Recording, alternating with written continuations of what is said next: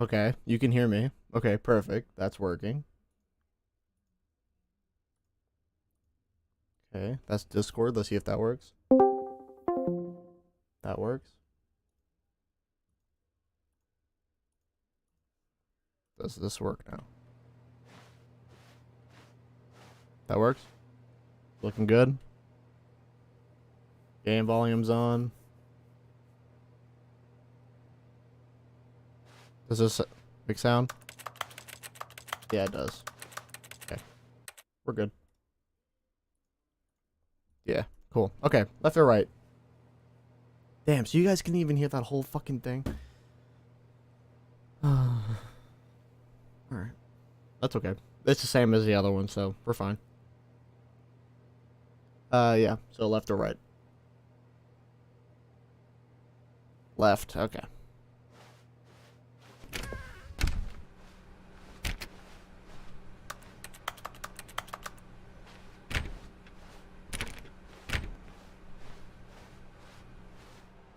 Yet there was not a single person here either. Feeling a wave of disbelief, Stanley decided to go up to his boss's office, hoping he might find an answer there.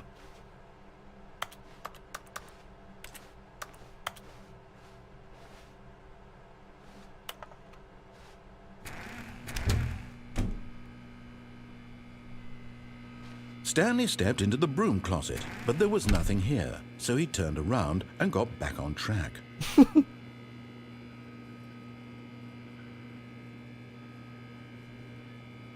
There was nothing here. No choice to make, no path to follow, just an empty broom closet. No reason to still be here.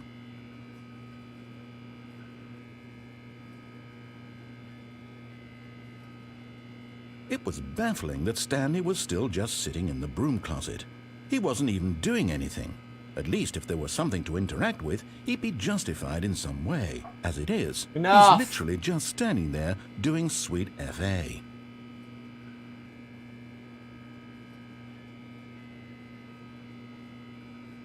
Are you really still in the broom closet? Standing around doing nothing? Why?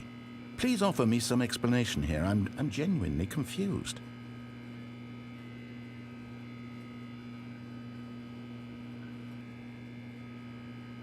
You do realize there's no choice or anything in here, right? If I'd said Stanley walked past the broom closet, at least you would have had a reason for exploring it to find out.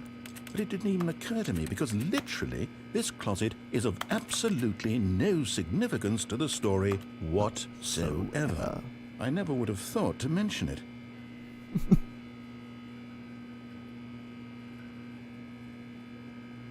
Maybe to you this is somehow its own branching path.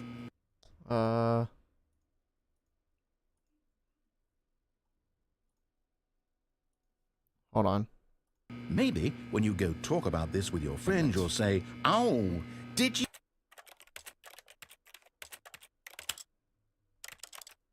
get the broom closet ending? damn it. The broom closet ending was my favorite."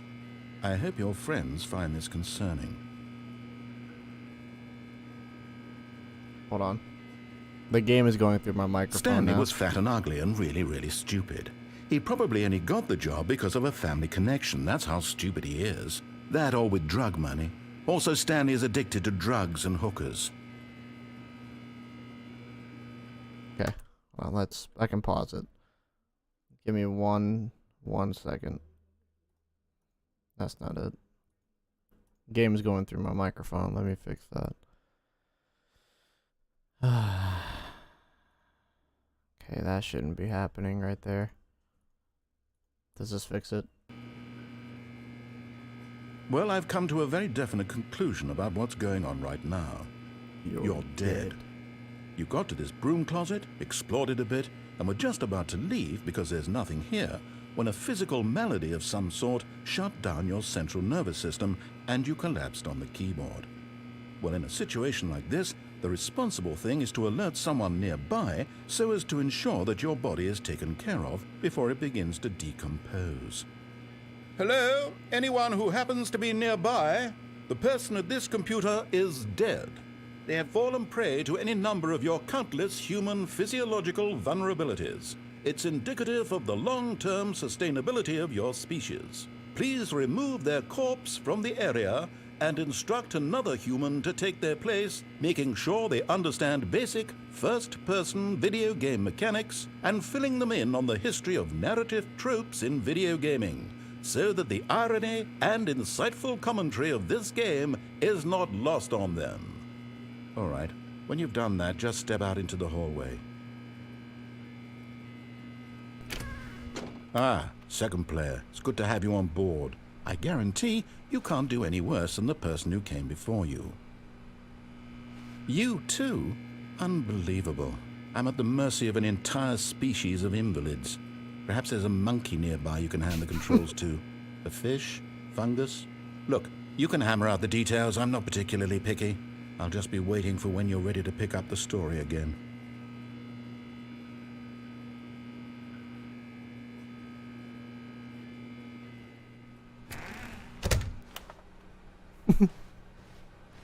Okay. I'm excited for this. Is it different? Coming to a staircase, up or down? Stanley walked upstairs to his boss's office. Up or down?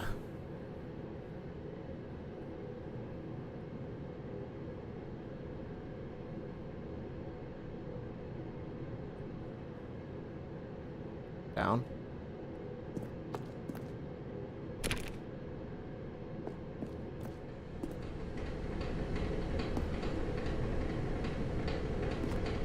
Okay, this seems about the same.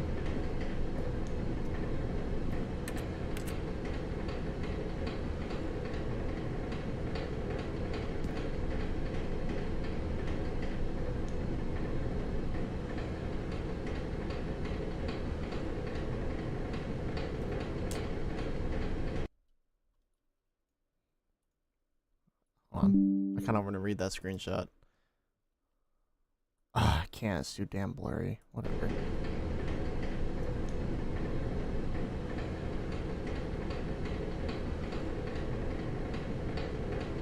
I can't read that. It sucks. I have to look at it later. Okay. It's different. But Stanley just couldn't do it. He considered the possibility of facing his boss. Admitting he had left his post during work hours, he might be fired for that. And in such a competitive economy, why had he taken that risk? All because he believed everyone had vanished?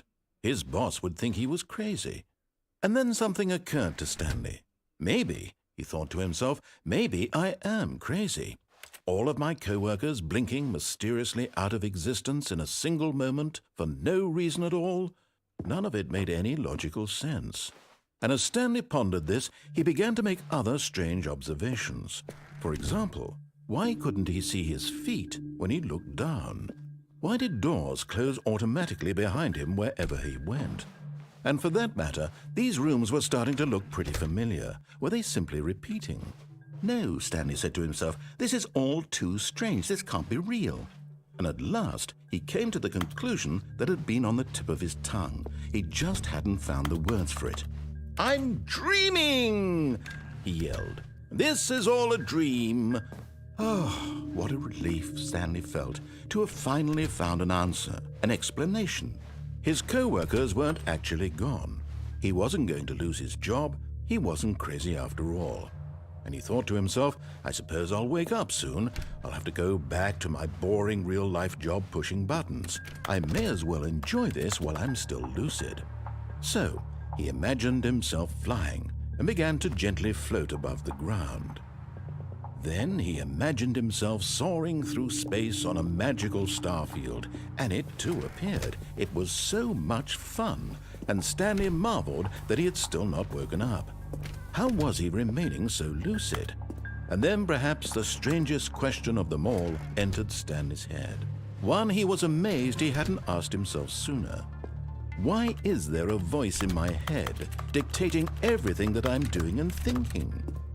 Now the voice was describing itself being considered by Stanley, who found it particularly strange. I'm dreaming about a voice describing me, thinking about how it's describing my thoughts, he thought. And while he thought it all very odd and wondered if this voice spoke to all people in their dreams, the truth was that, of course, this was not a dream. How could it be? Was Stanley simply deceiving himself, believing that if he's asleep, he doesn't have to take responsibility for himself? Stanley is as awake right now as he's ever been in his life. Now, hearing the voice speak these words was quite a shock to Stanley. After all, he knew for certain, beyond a doubt, that this was in fact a dream. Did the voice not see him float and make the magical stars just a moment ago? How else would the voice explain all that? This voice was a part of himself too. Surely, if he could just... He would prove it. He would prove that he was in control, that this was a dream. So he closed his eyes gently, and he invited himself to wake up. He felt the cool weight of the blanket on his skin, the press of the mattress on his back, the fresh air of a world outside this one. Let me wake up, he thought to himself. I'm through with this dream. I wish it to be over. Let me go back to my job. Let me continue pushing the buttons. Please, it's all I want. I want my apartment and my wife and my job. All I want is my life exactly the way it's always been.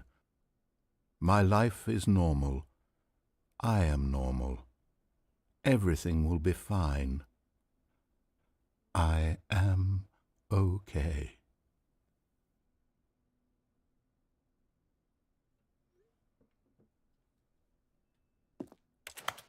Stanley began screaming. Please, someone, wake me up. My name is Stanley. I have a boss. I have an office. I am real. Please, just someone tell me I am real. I must be real. I must be. Can anyone hear my voice? Who am I? Who am I? And everything went black.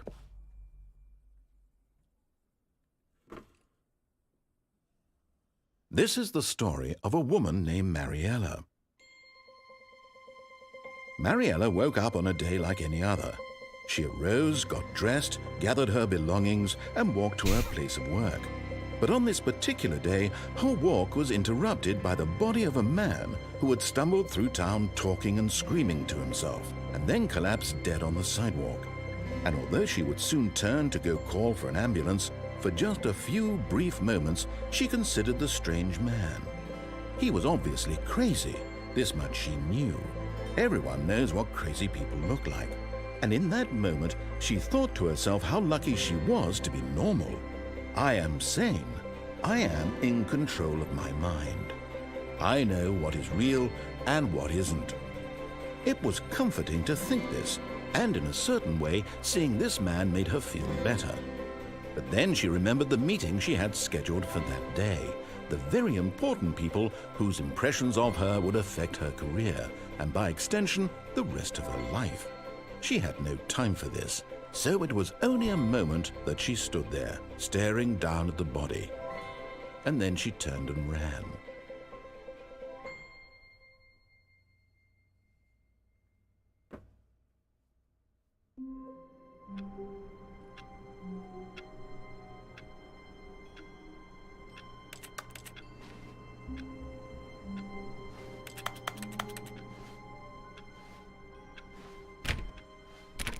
All of his co-workers were gone. What could it mean? Stanley decided to go to the meeting room. Perhaps he had simply missed a memo. No matter how hard Stanley looked, he couldn't find a trace of his co-workers. I want to find new things, not just do the old things, because I've already done all those. When Stanley came to a set of two open doors, he entered the door on his left. We're gonna go up the stairs this time. Okay. Apparently it doesn't exist anymore. Weird. Yet there was not a single person here either. Table's different. Feeling a wave of disbelief, Stanley decided to go up to it. Oh no, not again. I won't be part of this. I'm not going to encourage you. I'm not going to say anything at all. I'm just going to be patient and wait for you to finish whatever it is you enjoy doing so much in this room. Please take your time.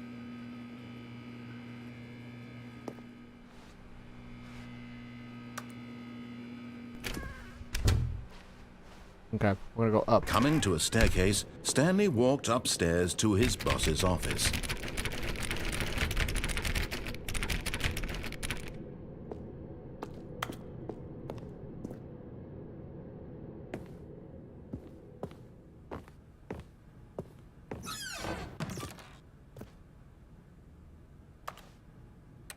Stream bathrooms.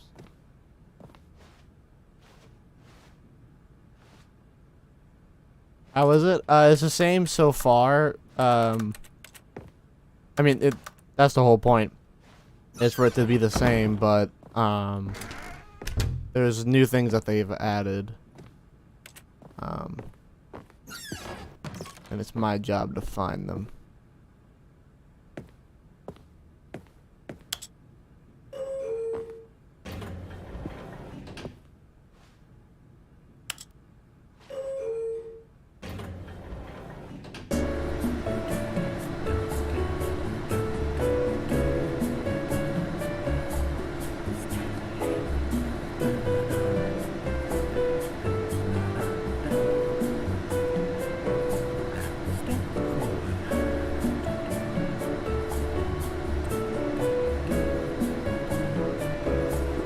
The narrator sucks.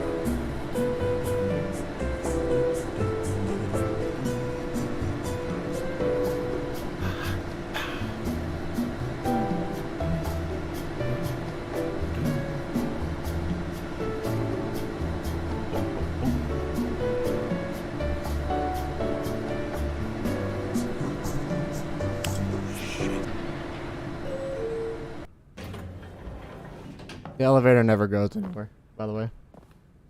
Never goes anywhere. It's just a shaking effect.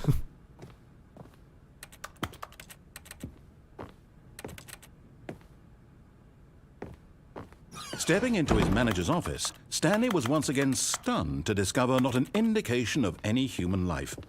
Shocked, unraveled, Stanley wondered in disbelief who orchestrated this. What dark secret was being held from him? What he could not have known was that the keypad behind the boss's desk guarded the terrible truth that his boss had been keeping from him. And so the boss had assigned it an extra secret PIN number, 2845. But of course, Stanley couldn't possibly have known this.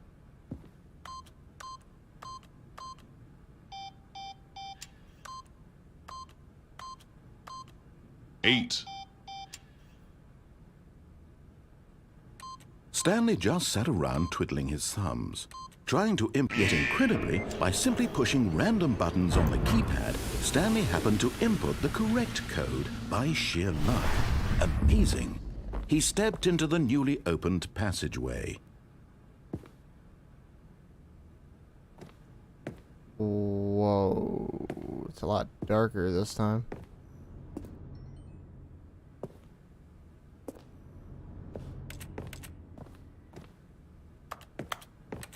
Okay, I guess we go.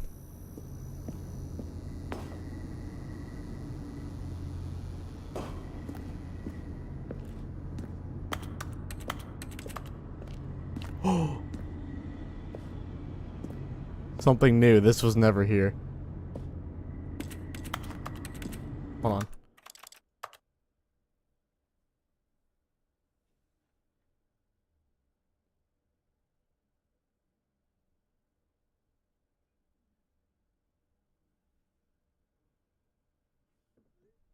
Okay, we're gonna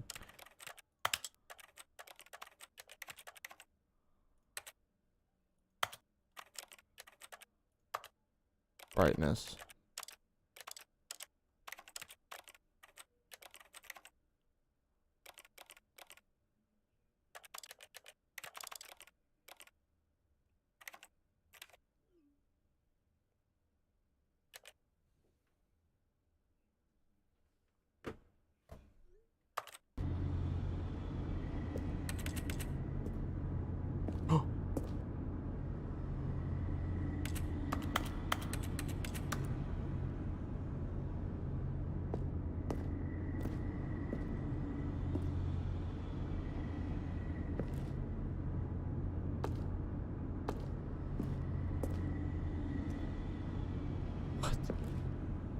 Okay, so I take a right.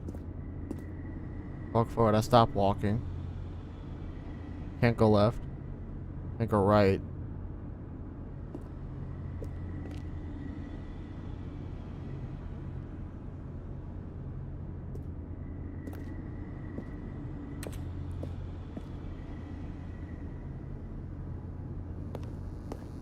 Hold on.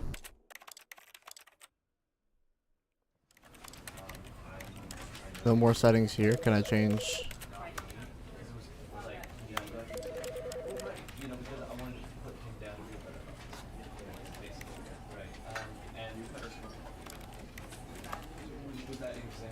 Damn, I can't. Damn.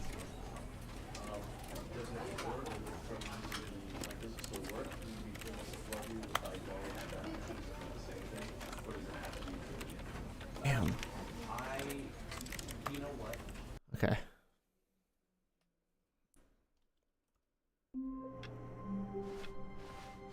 All of his co-workers were gone. What could it mean? Stanley decided to go to the meeting room. Perhaps he had simply missed a memo.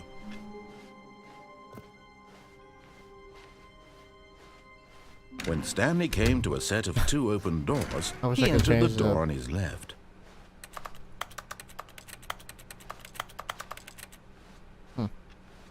Odd. Yet there was not a single person here either. Feeling a wave of disbelief, Stanley decided to go up to his boss. Coming to a staircase, Stanley walked upstairs to his boss's office.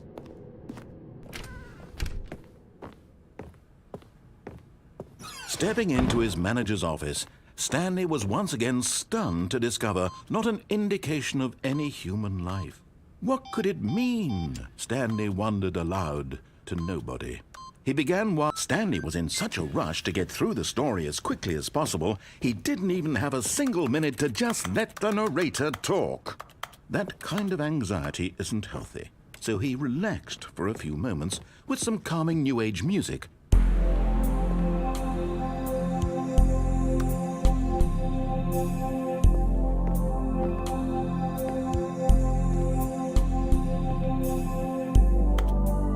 Feeling soothed and rejuvenated, Stanley calmly walked forward into the opened passageway.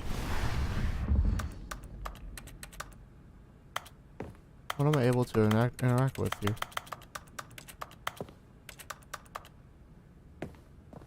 Odd. God, I wish I could see. I can walk back here.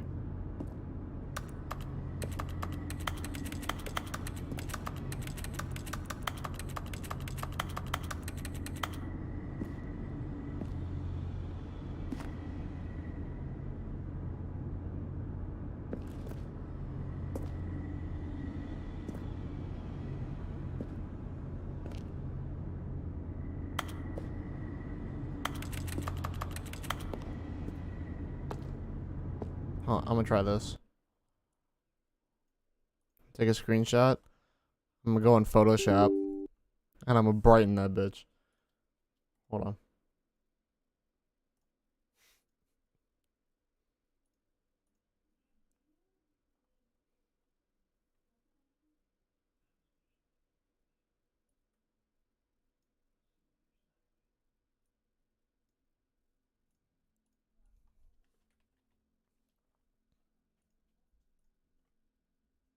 No. That's not it.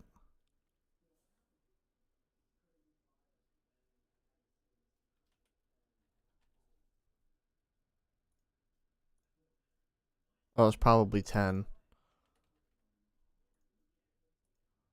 Yeah. Okay.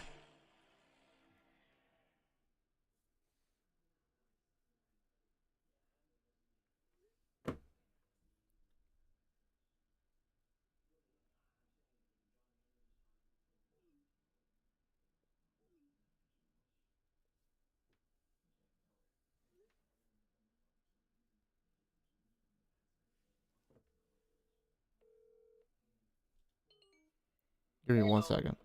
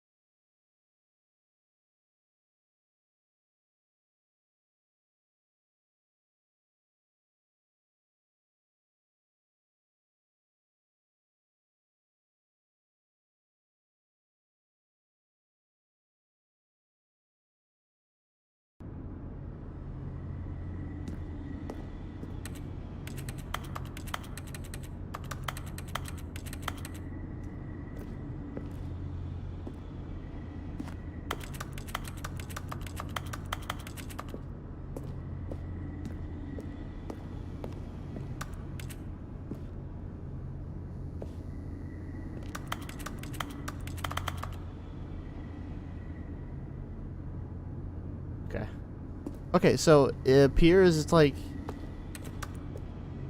a giant screen with like buttons.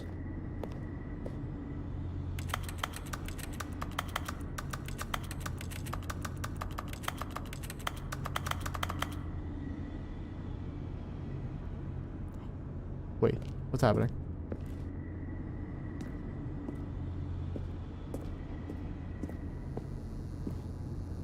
Can I like move this or something? I would love to have this over there.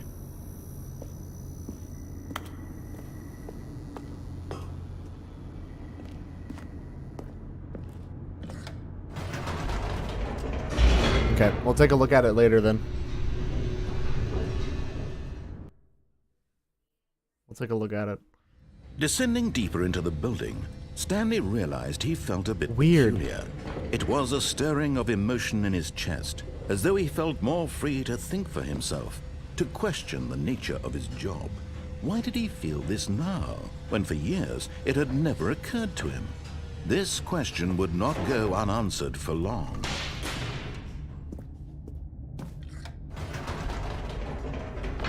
Whoops, nope, never mind. Stanley actually got back into the elevator and went back This up. is new. Silly me.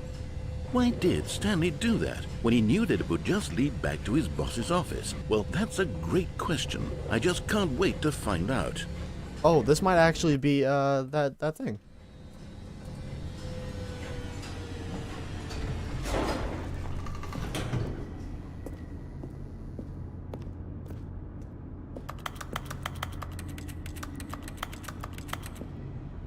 What the hell?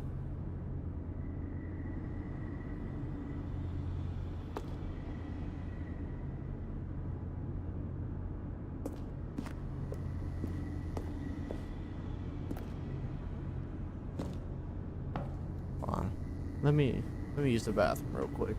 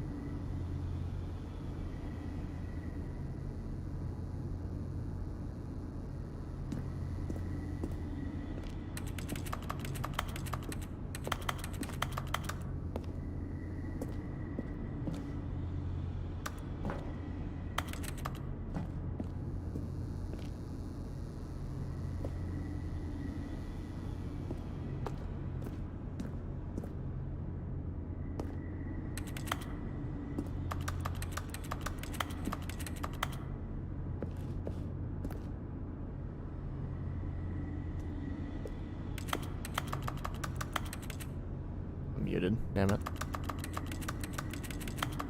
So the elevator doesn't work now. That back there is something else. Here we are, Stanley. It's your boss's office. Exactly the way it was before you got onto the elevator. It's still just exactly what it is. What a decision you've made to come up here and look at the office again.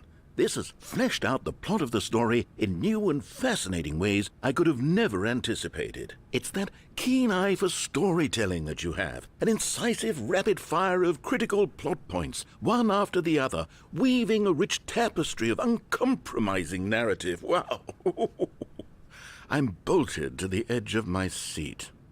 I am too. Certificate of participation. Wow. Okay, but is that really it? Wait, what do I do?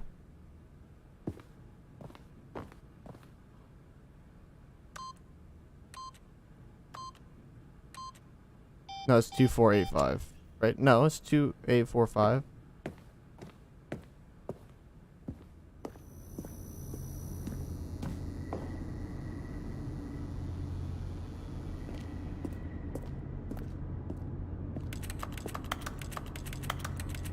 There there has to be something. Well, let me get about even with this wall. Okay, I'm gonna take another screenshot. I'm sorry, but I really want to know what's over here. I don't think I was close enough.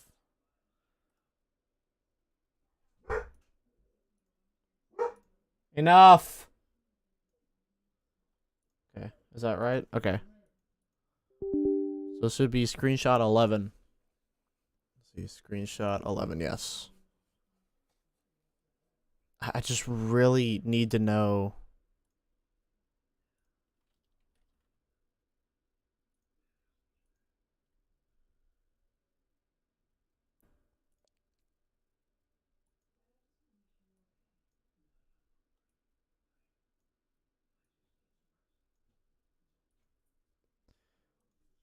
What did I do? Oh, it might be vibrance. No.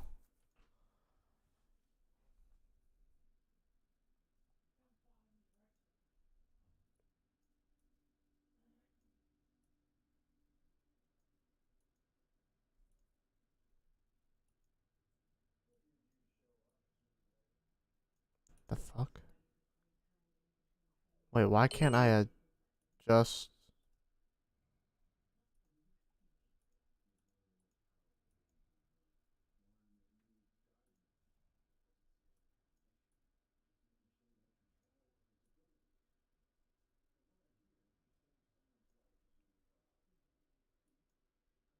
Wait, why am I stupid?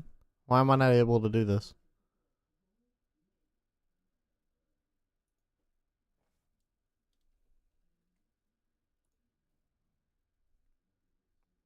Okay, let's put. Okay, we're getting something.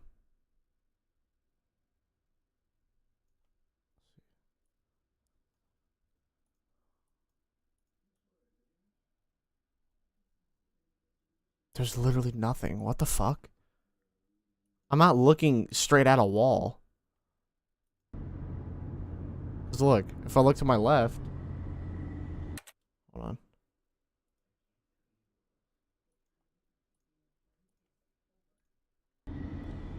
What? I'm not looking straight at a wall.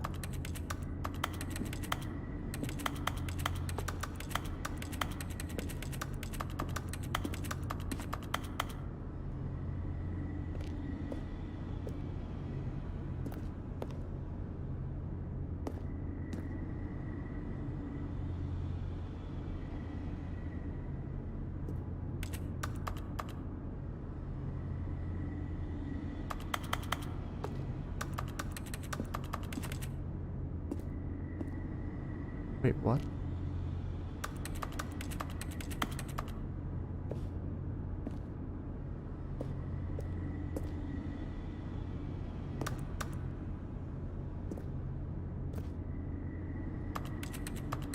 I don't understand.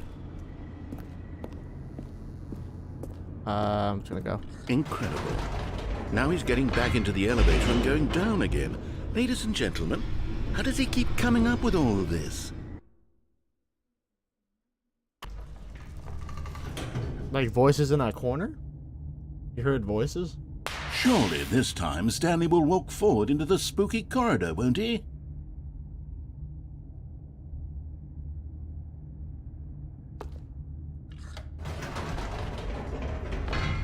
Did you think we were going to go forward down the spooky corridor? No. It's time once again to go back up in the elevator. I can't even begin to grapple with what might be up there. Is it the boss's office again? Or what if it's the boss's office this time? The suspense is killing me.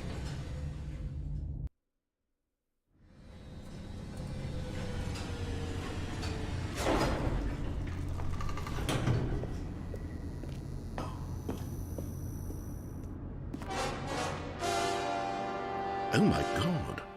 It's the boss's office. This absolutely changes everything for me. Give me a time out here for a minute while I process this.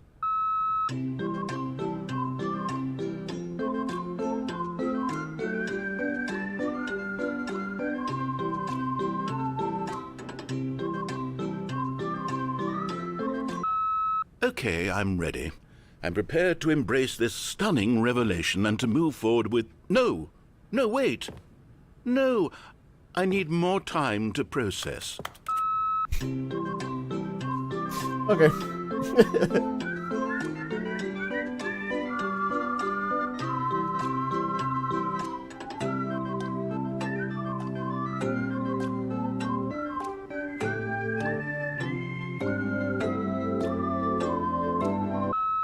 All right.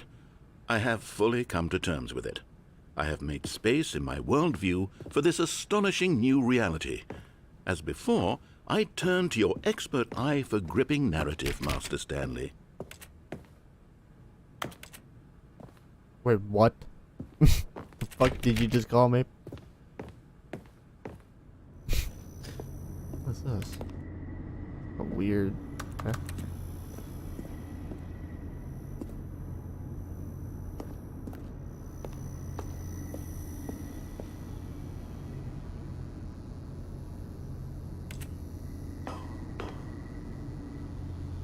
Oh.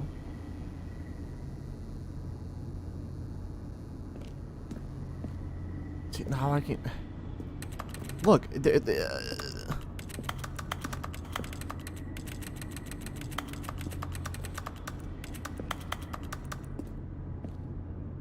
like, look. It's...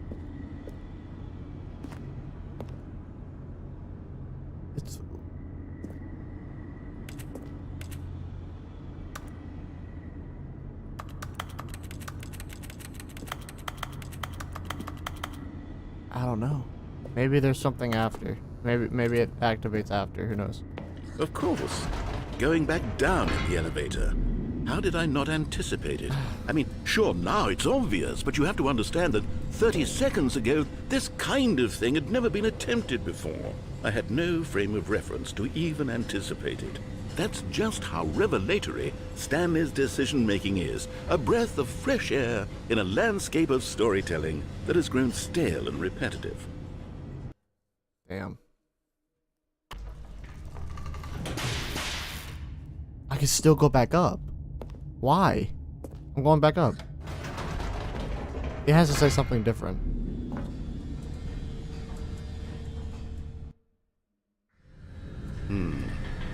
You know what? I've just thought of something. Hold on, let's stop for a moment. Don't you realize? It's the anticipation, Stanley. You and I, we have no way of knowing what will be at the top of this elevator. But the suspense, the agony of waiting and anticipating and having to guess, that's the real thrill. Oh, I simply don't want to let that feeling go. It's so precious, so fleeting. Why don't we take this elevator ride nice and slow? There we go. Isn't this so much more exciting? You know, Stanley, it seems like nowadays the only thing that audiences want is to be shocked as loudly and frequently as possible. They want big, explosive moments flung right in their faces from the very moment that things get started. But where's the tension? Where's the trust in the audience to build a slow and nuanced appreciation for the story, the characters? Why aren't we given time to imagine the surprises, to have to think and to anticipate, and then to marvel at the eventual reveal? This is storytelling, Stanley. What you and I are doing right now. This is the most exciting narrative to be developed in years. And it's really all because of you. You're the one who took this bold step of revisiting the exact same locations over and over. Truly, I mean it. This is unique and different. It's not like anything else out there. You see, I want stories that surprise me, Stanley. I want to have to think. I want to be engaged and not pandered to. We're being fed such unimaginative drivel all the time, and we all know it, which is why we're so starved for content that makes us feel sharp and vital and alive. That's why people like you so much, Stanley, because you're not afraid to spit in the face of tradition. You're a role model, you know? People look up to you. Which is why, though I didn't know when to spring this on you, but, well, I've gathered a little press conference for you, so that you can talk about your work and your storytelling and your life.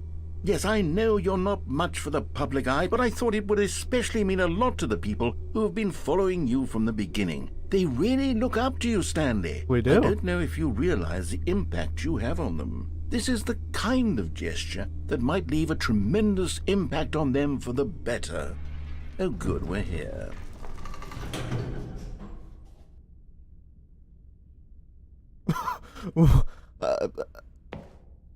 Okay, the room where we're holding the press conference should be just around the corner here somewhere.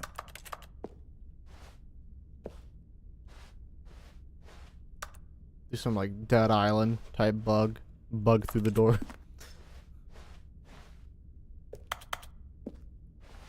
See, I can't get through there, but there's a door, and I am very determined to get to that door. Secret door? No, nothing. Oh, wow! My fingers kind of like castle. That's some Futurama shit right there. World peace, baby. Okay. Ah, yes, here it is, just through this door.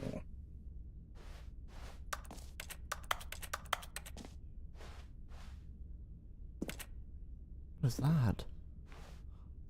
Wait. The man, the process, the myth, the legend, the parable. Stanley from the Stanley Parable tonight live on stage. The Stanley Parable Stanley tonight live on stage. World's first sentient machine. A Q&A.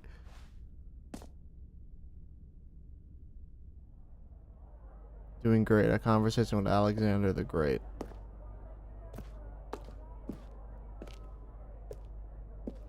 All right, are you ready? I've told them you're going to speak a little bit about the nature of surprise in storytelling and what it means to craft a truly unpredictable narrative. Oh, don't worry. You'll do great. Just be yourself and speak from the heart. I'm really proud of you, Stanley. Okay, it looks like they're ready for you. Go get them.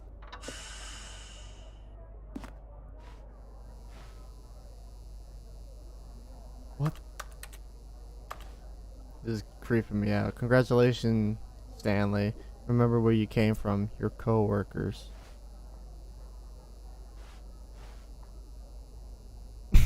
That's Stanley. Wish you were here.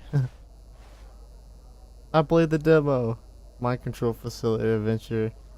That's cool. A bunch of all-seeing eyes. Weird, I bet you there's... Oh, no.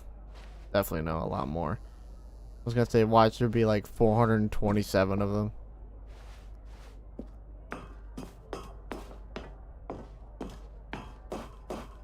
That one's blank. Alright. Oh, I fall.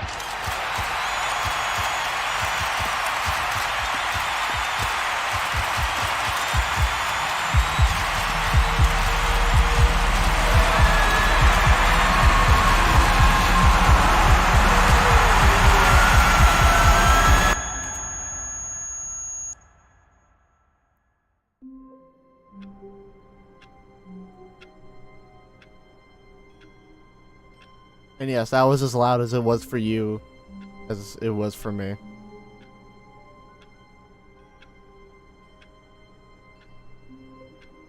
Are you fucking... I just start here? All of his coworkers were gone. What could it mean? Stanley decided to go to the meeting room. Perhaps he had simply missed a memo. No.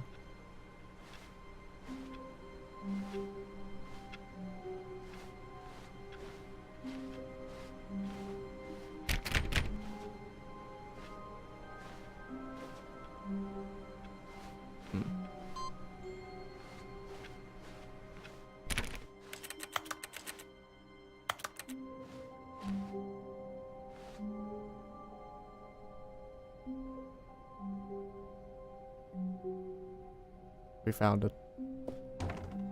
Oh, new content? What does that mean, new content?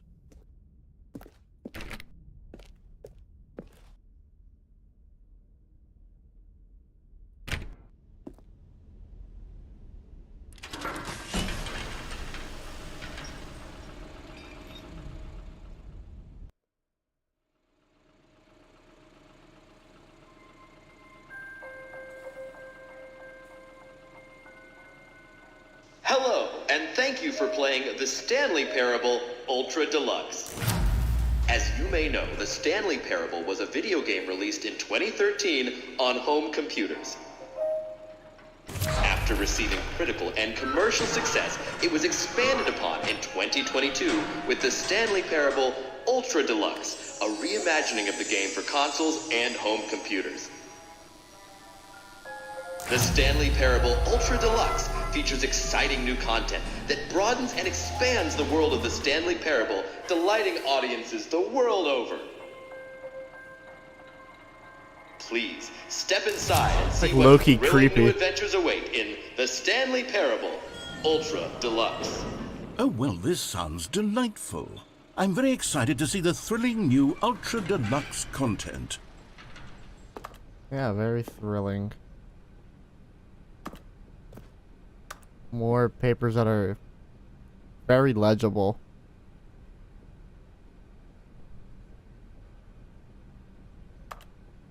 No girls. Or no goals. I don't know what this is. What the fuck? Oh man, I don't like that. I don't like that at all. Well, I'm going. Okay, so far it's an elevator. Nothing special yet, but I'm sure it's just the beginning of a mesmerizing adventure. We're gonna fall. We're gonna fall. Or... Is it broken? What's going on here? Should we be moving somewhere or... Oh, there we go. All right, finally, at long last, it's on to the new content. I've never been more ready. Let's do it. I'm scared. It's gonna stop midway. I have to say, initial impressions of Stanley Parable Ultra Deluxe, mostly tedious. It's as if Oh, okay. Let's see the content. Give me the content, Stanley.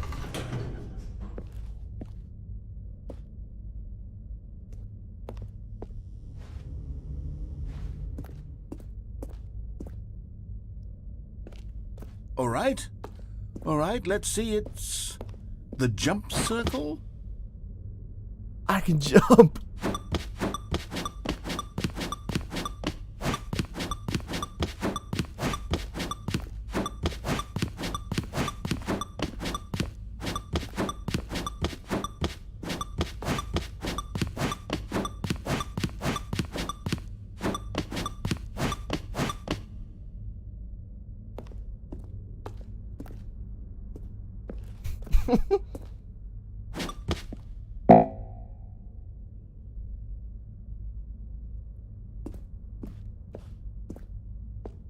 It's not. Is that it? Surely that's not all the new content. There has to be something else, right?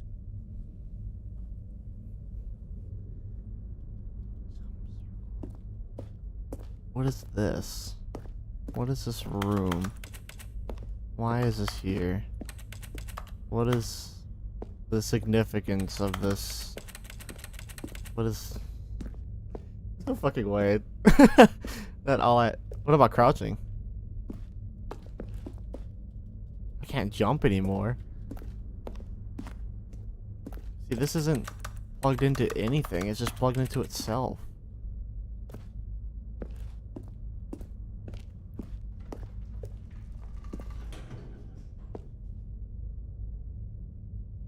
The fuck was that? Okay. Alright.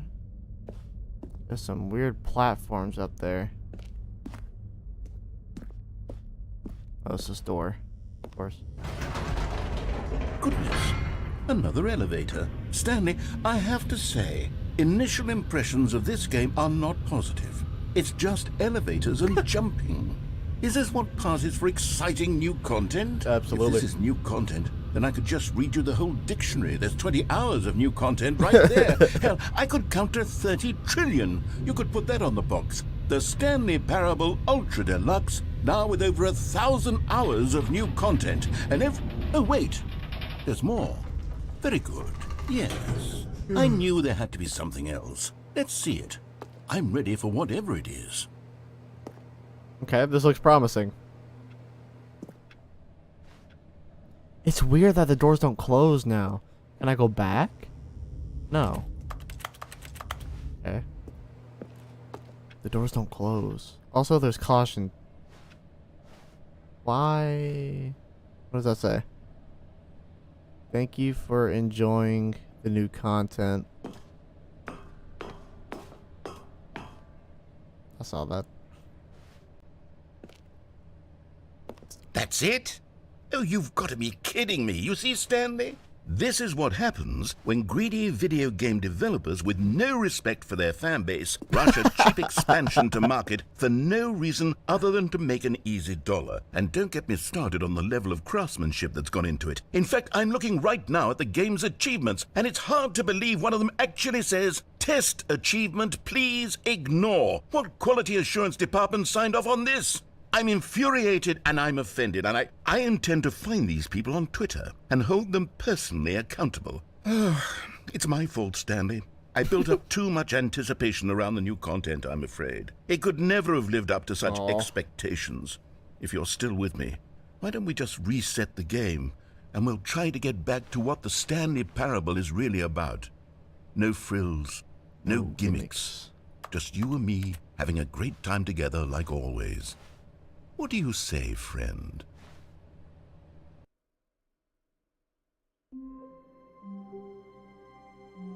This is the trailer. Right? No. It's different. There's a vent. Unopenable door. Unopenable door. Can I jump on this? Because Okay.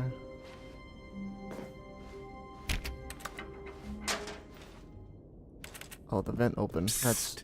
Stanley, come over here. In the vent. I want to show you something. Not just yet. But there's another door, man.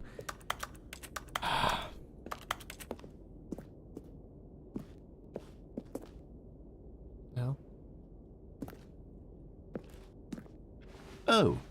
You don't want to see the cool surprise I made for you? Well, I fine. You're a dork. Oh, never mind. You're not a dork.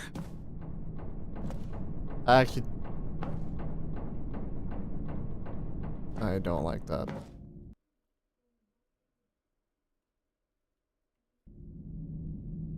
Okay, you remember how cheap and unsatisfying the new Ultra Deluxe content turned out to be? Well, it got me thinking about the past and how much better the Stanley Parable used to be. So I made something special and tucked it away here where the game's developers won't find it. Just our little secret. Take a look. Look, it's my thumbnail. With a T-posing Stanley. I call it the Memory Zone. It's where I've been storing all my favorite memories so I can relive the peak experiences of my life whenever I want. Experiences like the launch of the Stanley Parable on PC.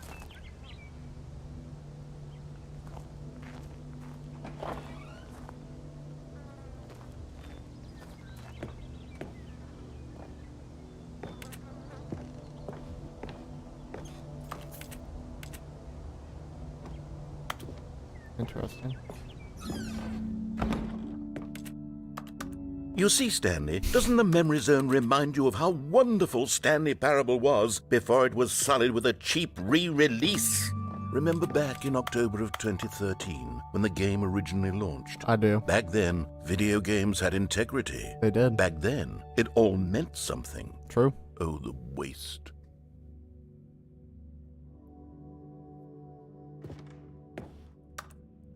Wow.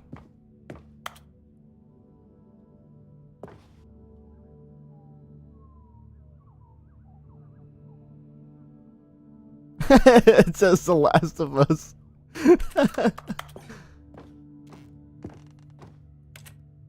When the Stanley Parable was released, that's the hallway. The greatest wealth is true.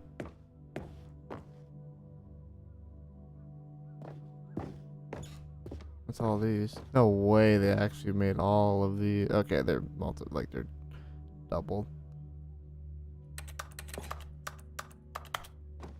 2013. Okay. See what you did there.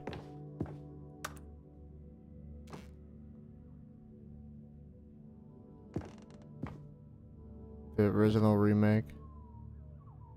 Wow. Mozilla. Good times.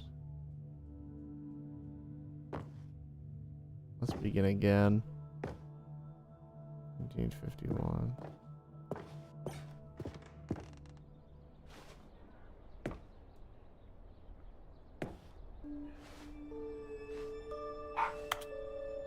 Can y'all not?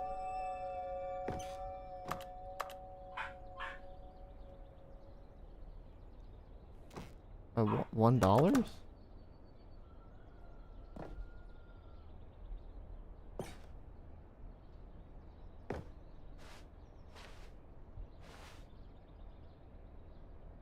The hell? What is that?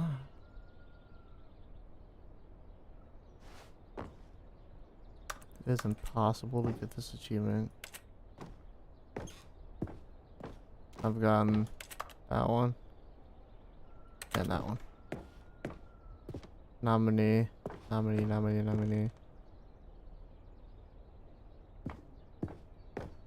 this? It's a random. Weird.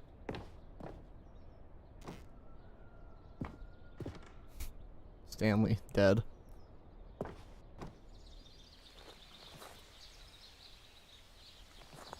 Oh no. It's so sad. Rest in peace, little Stanley.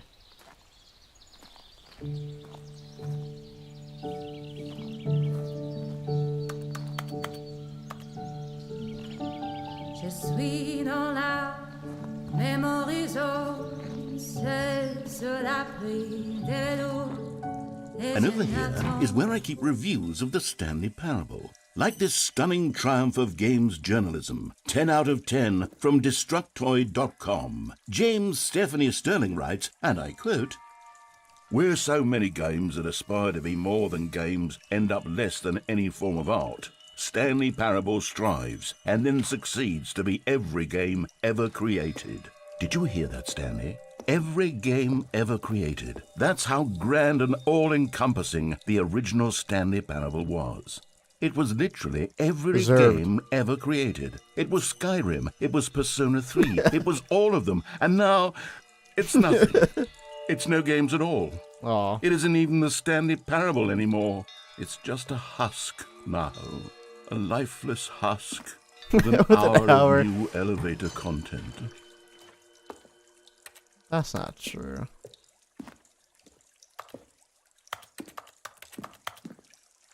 Very nice looking room. I would love to have this somewhere. The witch's hat.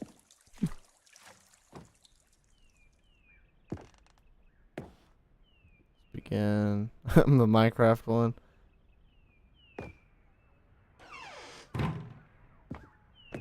Okay, so there's an up and a down.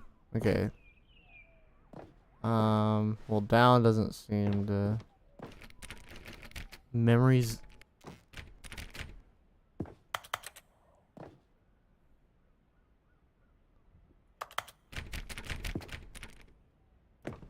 Memory zone maintenance. Okay. There's a weird box right here. No? Person of the year. All the buttons. A weird overlook right there.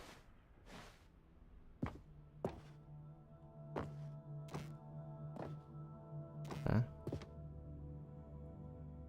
Car.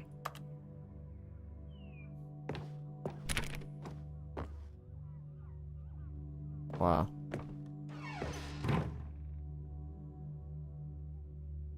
Number is 29. Probably gonna start talking right around. Here's another moving passage, this time from GameSpot.com. The Stanley Parable is both a richly stimulating commentary on the nature of choice in games and one that offers some of the most enjoyable, surprising, and rewarding choices I've ever been confronted with in a game. 9 out of 10. Don't you get it, Stanley? The game was perfect. It didn't need anything else. It didn't need new content. True. It just needed to be left alone, to spend the rest of time collecting dust in the hallowed hall of beloved video game memories. I agree with that. I like work. I just hate my boss. Sure. That door opened back. This. Oh, that's a serious room.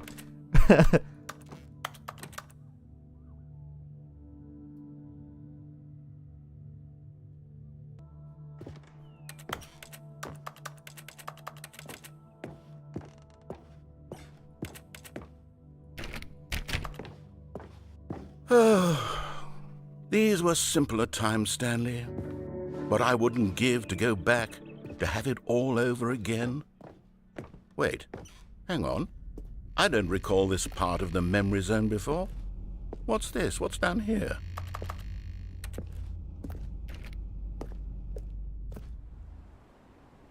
Oh no. Oh God, no. Stanley, it's a collection of reviews from Steam, the online video game distributor. I haven't looked at these in years. I can't even imagine what's been collecting down here. Surely these reviews were glowing as well, weren't they? The hell? I'm like.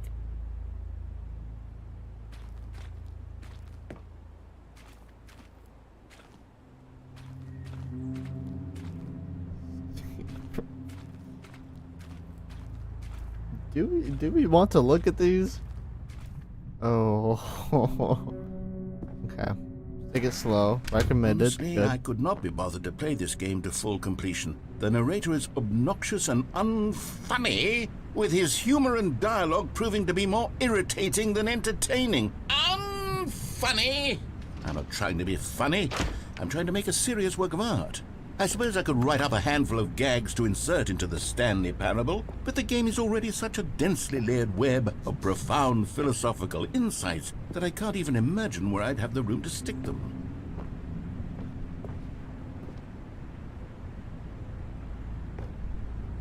How is it unfunny?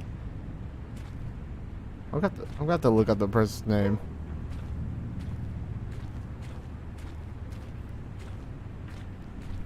Probably a fake review.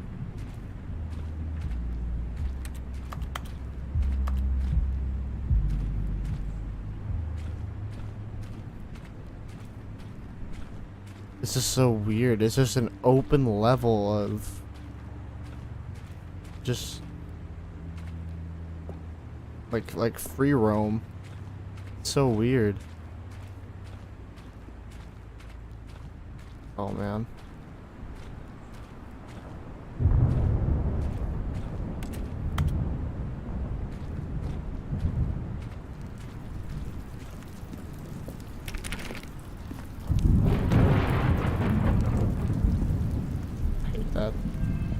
Okay, let's see what this one says.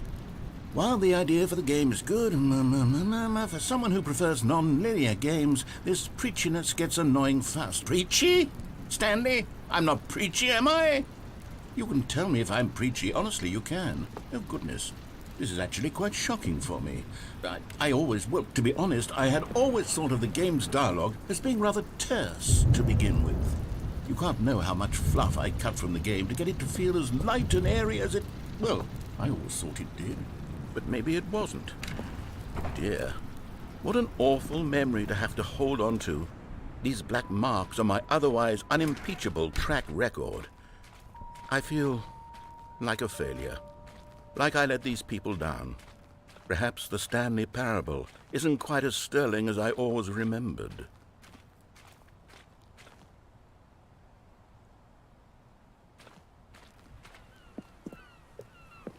What's this one got to say? You constantly have to stop doing anything so the narrator can catch up with his long-winded explanations of what's happening. I wish there was a skip button. A skip button? Well, yes. Yes, I think we can do that. If I'm truly too preachy, then maybe letting you skip ahead for just a moment, surely it couldn't hurt. Not if it means we can strike these negative reviews from the record. Only positive reviews of the Stanley Parable. That's my motto today, and it's always been my motto. I'd do anything for the customer, Stanley. Yes, a skip button we shall have. I don't want to.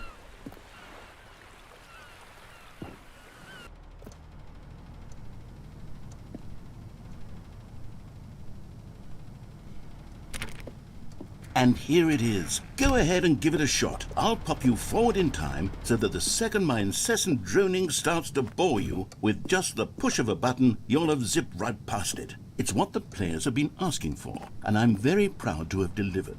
No more listening to me rambling on and on and on. No. The Stanley Parable is a game for the people. And if the people want silence, then by goodness, that's what they're going to get. Well, don't sit around waiting for me to shut up. Go ahead and make me shut up. Here, we'll pretend that I've just begun an interminable monologue, and it goes something like this.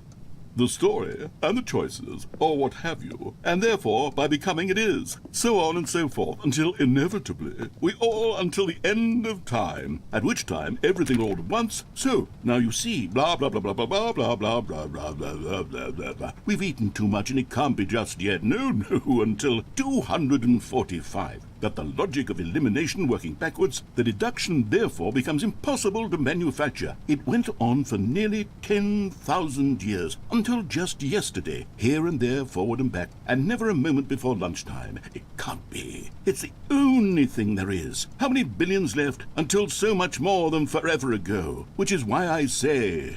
the story, and the choices, or what have you, and therefore, by becoming it is, so on and so forth, until inevitably, we all until the end of time, at which time everything all at once, so, now you see, blah blah blah blah blah blah blah blah blah blah blah blah blah blah blah. We've eaten too much and it can't be just yet, no, until 245. That the logic of elimination working backwards, the deduction therefore becomes impossible to manufacture. It went on for nearly 10,000 years, until just yesterday, here and there, forward and back, and never a moment before lunchtime. It can't be. It's the only thing there is. How many billions left until so much more than forever ago? Which is why I say... the story, and the choices, or what have you, and therefore, by becoming... I thought someone changed. You're back, you I thought see. something You would were change. only frozen in time for a few minutes, but it was plenty of time for me to deliver a long, rambling monologue full of unnecessary verbal flourishes and lengthy ruminations on the nature of choice in video games. Of course, I happen to believe it was perhaps one of my more profound such ruminations. Not that, of course, you need a description of it, but if I had to describe it, I'd say it was perhaps less of a rumination and more of a treatise. Well there, sport. You really did catch me rambling on a bit, didn't you? But that's the power of the button. The minute I start to go off on a thoughtless display of self-absorption, it's right at your fingertips to go poof, and it's all over. Oh, I can't wait to see what Cookie9 will say about this, and whether they'll edit the rating of their Steam review, or at least change some of the wording, perhaps. To be honest, I don't even know if one can change their review in the first place. I guess I should become better educated on exactly how Steam works. Perhaps that would have been the smart thing to check on before I went about this whole exercise of making the skip button. Although I have to imagine that after seeing this exciting new technology at work, surely whoever it is runs Steam will instantly run out and implement a new feature to make it possible to edit one's review, merely because of this very situation. Yes, I think that's quite likely. Or perhaps they'll simply grant this particular user the ability to change their review, so that the feature is not widely abused. Look, I would even be okay with Steam altering this particular review so that it reads as something more beneficial, something along the lines of, this game is the best game. Let me start over. How about this? From the ashes of depravity rises the phoenix of quality. How else to describe the Stanley Parable Ultra Deluxe? Such a revolution. Okay, welcome back, Stanley. Now, I should say that the amount of time the button has been skipping through is becoming longer and longer. That last one was, well, I want to say maybe 30, 45 minutes? It's not unendurable by any means, but it's, well, there's really only so much I can ramble on to myself about. I know, it's shocking, isn't it? But at any rate, I do suggest that we not press the button again. I think the skip button has been aptly demonstrated, and we can say goodbye to it and just... Wait, how do we get out of here? Where did the door go? Wasn't there a door that led into this room? I do feel quite certain that there was one here before. How else would we have gotten into the room in the first place? I don't think one can enter a room without a door of some sort, or a window or something like that. Do you see a window anywhere? A porthole? A sufficiently large crack in the wall? I'll take any of these. All I want is for us to move on and to please step away from the skip button, to go anywhere other than the skip button. There was a door here before, wasn't there? I swear there was. Where did it go? Can you maybe just ram your way through a wall? Is there any possibility that you could, say, slam your body into the wall until enough damage is done for you to be able to leave? Please, I'll take any option at all. I'm asking you to work with me here. We need a door. We need a door of some kind. I can work with any kind of door, as long as it can open and lead from one room to another. I'm going to step away for just a moment, and I'm going to try to find us a door. I don't know how exactly to remove a door and place it in a different wall, but I will find a way, I promise. You just need to not do anything. Don't press the skip button. Please, please, please do not press the skip button. Just wait here for me, and don't press the skip button. Got it? Yes, good. I'll be right back. Okay. I'm patient.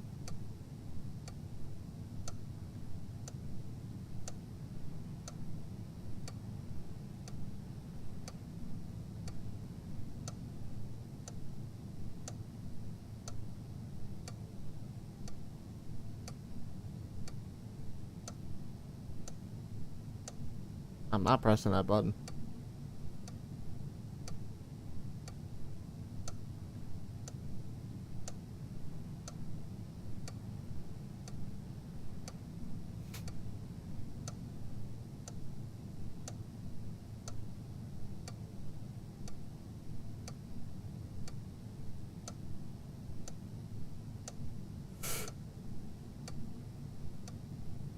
Damn.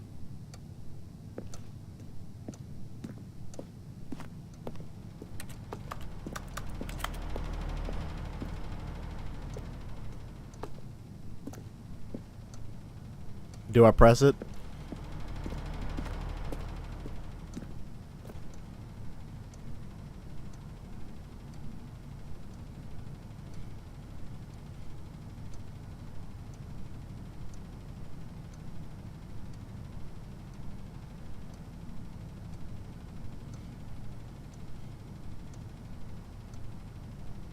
Like I don't think I press it. But nothing seems to be happening, so.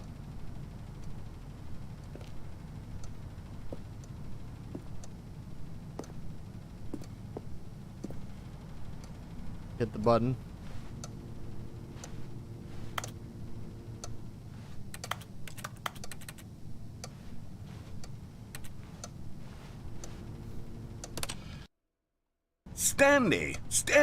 Stanley, please don't push the button again. It's been 12 hours. You've just been frozen there. I don't know why the skips are getting longer, but they're really, truly getting longer, and my God, there's no way out of the room. Stanley, the door is gone. It's completely gone. I've looked at it from every angle. I've checked every one of those walls 1,000 times, and there's no door, Stanley. There's no door. There's just you and the button, and if you keep pressing it, I have no idea what will happen. I have no idea how long I'll be made to sit here, and more than anything else, I don't know how to stop you from pressing the button again. I can't control anything in this room, Stanley. I can't touch it, and I have to believe, I have to know that sooner or later, no matter how much I plead with you, you're going to press the button again. Why would you? I've been thinking and thinking, and I don't know what I can do to convince you otherwise. Oh, my God. And it's all because of those reviews. Those reviews that I couldn't get out of my head. I just couldn't ignore the negative feedback. Why was it so important for me to fix the problem? Why did Cookie Nine's opinion matter so much to me? I've never even met Cookie Nine. I have no idea who they are.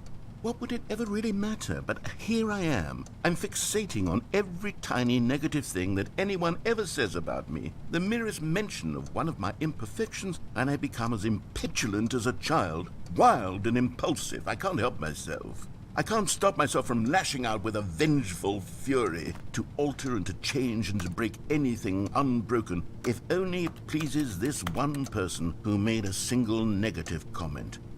What does such an impulse serve? For whose benefit is this? And here I am now, stuck in a room, waiting for you to press this button, and to become frozen in time, knowing that you're going to do it, and that I'm going to be stuck all alone, and that I had the power to prevent it all from happening, if only I'd held my tongue. It's all out of my control now. Just you.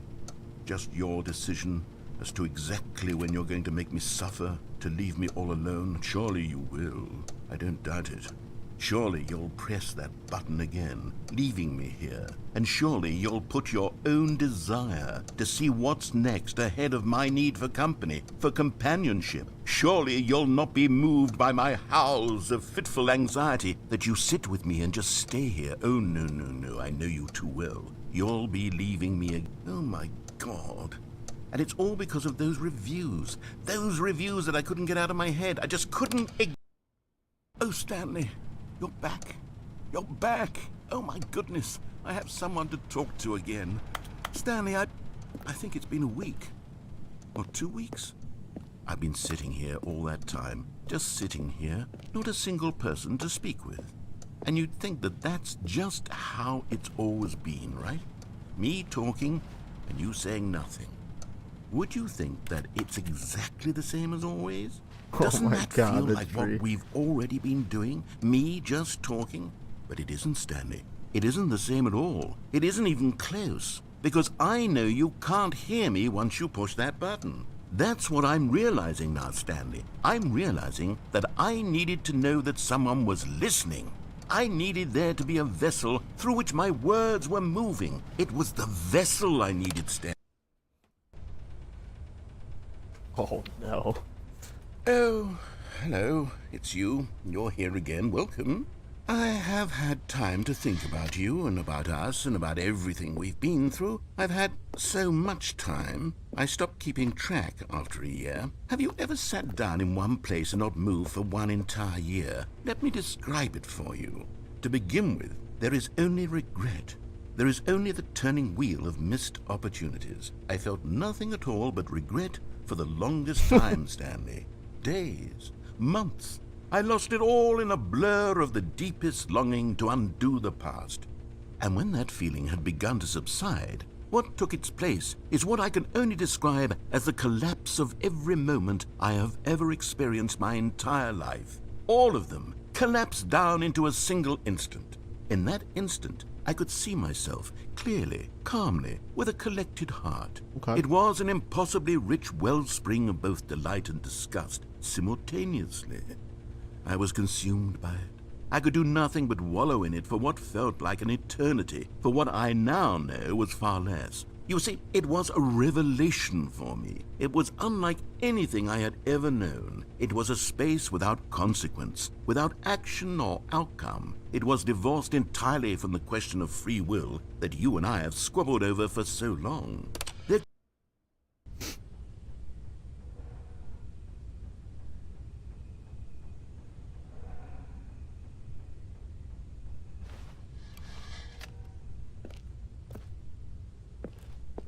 Is he...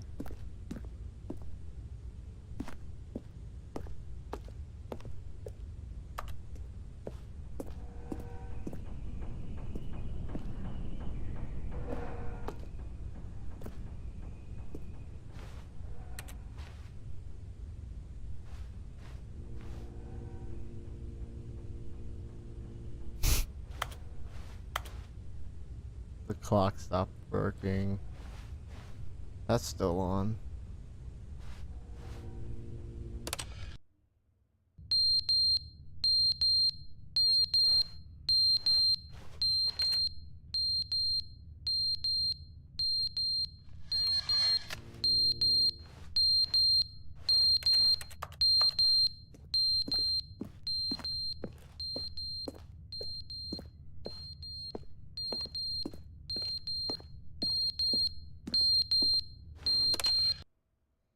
But they didn't understand the game was never meant to be funny. It was meant to have a point. It was meant to speak to the human condition. But where are the jokes? Where are the jokes? They bemoaned, they screamed, they gnashed their teeth and said, entertain us. It wasn't enough. They had to leave a pathetic little thumbs-down review and make all of their pitiful demands. But then, he's talking too much, they said. First, he didn't entertain us, now he won't shut up. It's the inconsistency, it's the lack of accountability. It's the unwillingness to examine with an uncompromising heart the words that they are speaking into the world. As though there were no consequences for a lack of cohesion in one's assessment of others. But of course, absolutely anyone can leave a review. So here's what we get. We get these demands that seek everything and are accountable to nothing. We get a world where someone will say, oh, there should be a skip button. You should be able to freeze Stanley in place while the narrator sits there forever and ever. We want all of this in the new Stanley Parable. We demand it. And then, because it was said, because it was spoken, now it simply has to happen. The most immediate desires, every single thing demanded by every person at every moment in time. If someone wants it, then it's a crime not to bring it into being. Have we been given to indulging every fleeting whim for no reason other than to do so? Yes! Yes! It seems that this is now the world we live in. It seems that we are a people living in such bleakness and discomfort with ourselves that our entertainment is now our lives. It has come to represent us. It absolutely must speak to who we are as people, because otherwise, without our entertainment, we have nothing. Without entertainment, we would have to face inward toward the cruel bleakness inside ourselves. We would turn to look at our deeper nature and find a resounding emptiness gazing back with unyielding aggression. And so because of this, we require that our amusements and our playthings and our flights of fancy be so impossibly captivating that they consume all of our attention, turn our...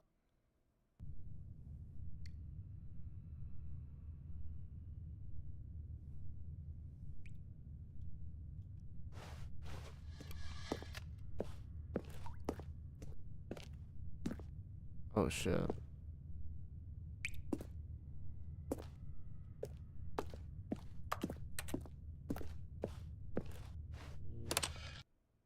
The end is never the end, is never the end, is never the end, is never the end, is never the end, is never the end, is never the end, is never the end, is never the end, is never the end, is never the end, is never the end, is never the end, is never the end, is never the end, is never the end, is never the end, is never the end, is never the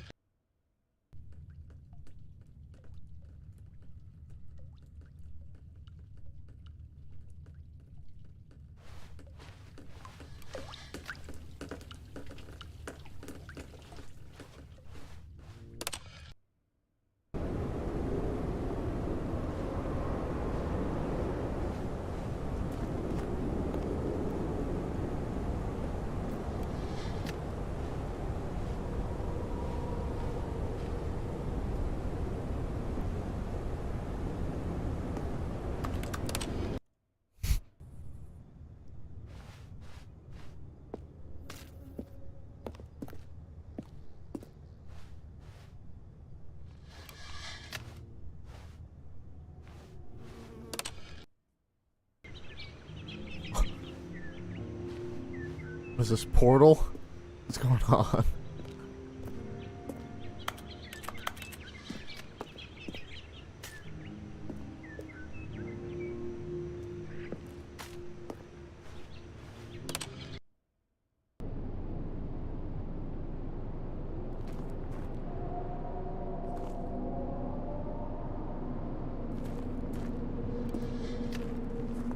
Nope. Nope.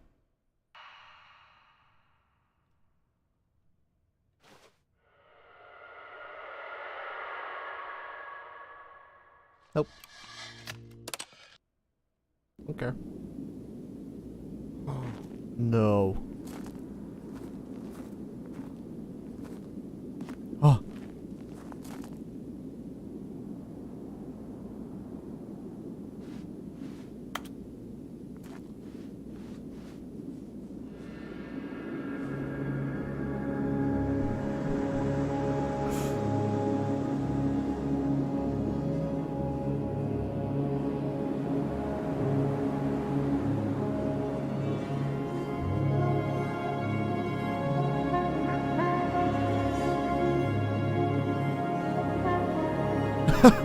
I knew this was gonna happen too.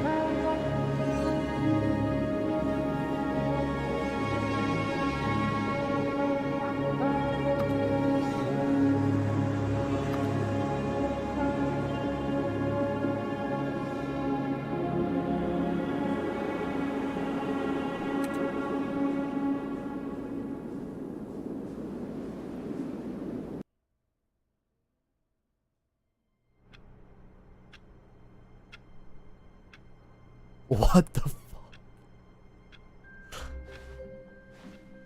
All of his co-workers were gone. What could it mean? Stanley decided to go to the meeting room. Perhaps he had simply missed a memo.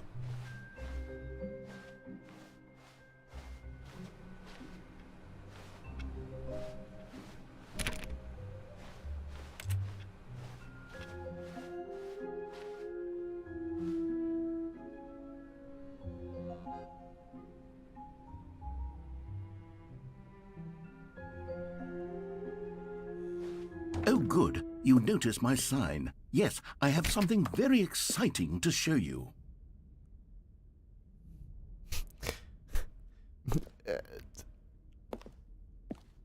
Let's go. I'm ready. New content. Let's go.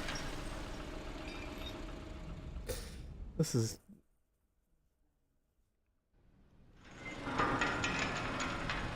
I always skipped all of it that time. Okay.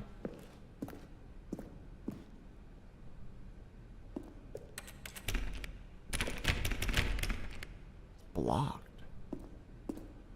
What is over there? Interesting. New content.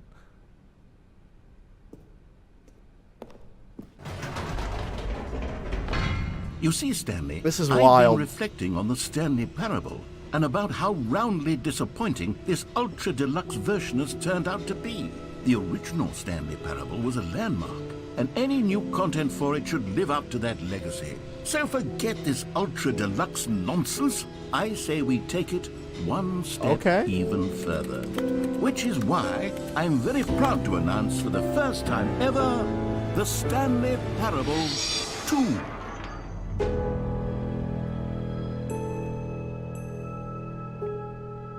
Yes, you see, isn't this far superior to a measly re-release with a few minor additions? Think of all the new territory we'll cover with a fully fledged sequel. An entirely new experience, built from the ground up. Why, there are so many possibilities. It could go in so many different directions. This is what fans have truly been asking for. Well, I don't care as long as I get to play this game again. That's all I want.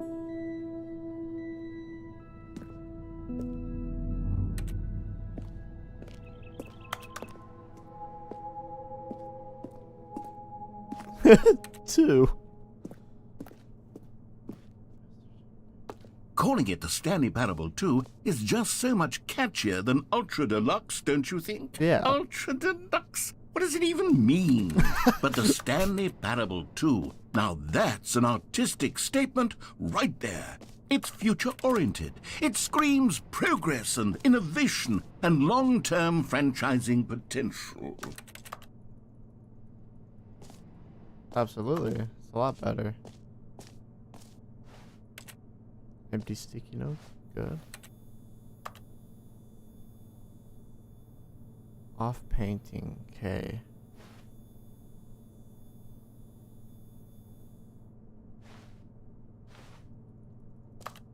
Okay.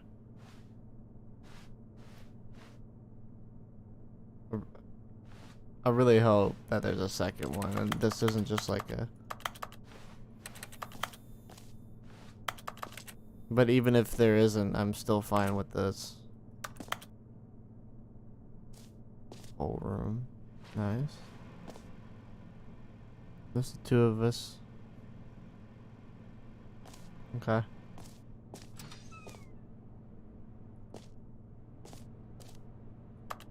Meeting room. No entrance.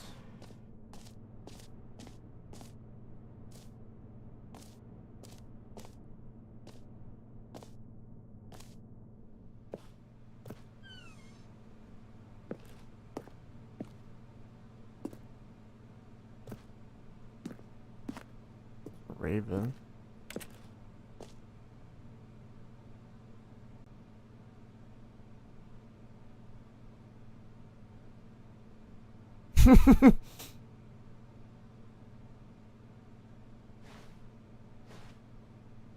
Two doors.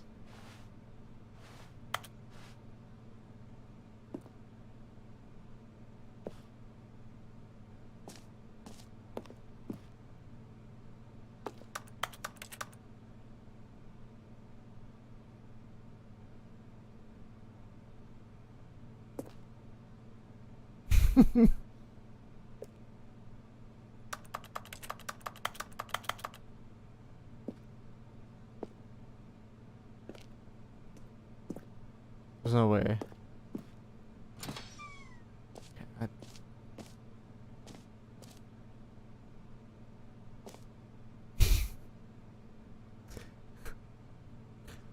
That's cursed. Now, to be clear, I haven't quite nailed down what exactly the Stanley Parable 2 is going to be, That's but let's take a look at some of the features I've been developing for it.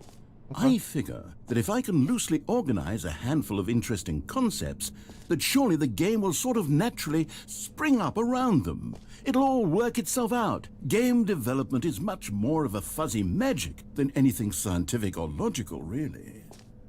Portal 2, Half-Life 2, Batman Arkham Asylum. Okay. Okay. Divinity Original Sin, Doom, Aladdin 2, Dark Souls 2, Crab, the ultimate sequel. That's a screenshot right there. Oh shit. Oh god, I messed up this whole thing. There we go. That's a screenshot.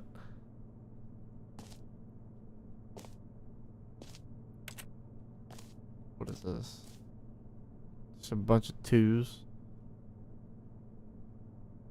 Meeting at 2 p.m. God.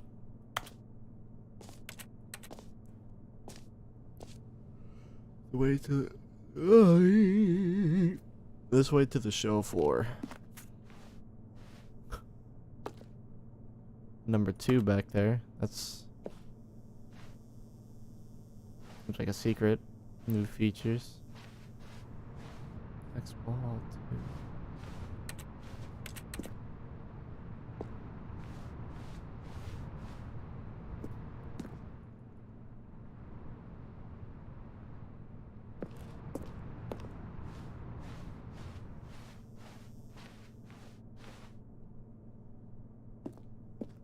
Now, why would this be exposed here?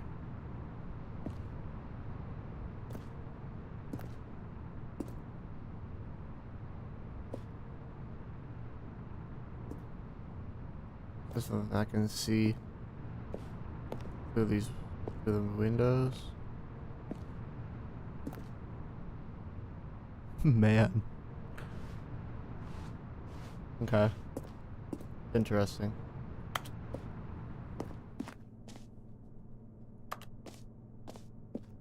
Wow. Here we are. Go on, try out some of the new features. The first thing I tried to do was jump.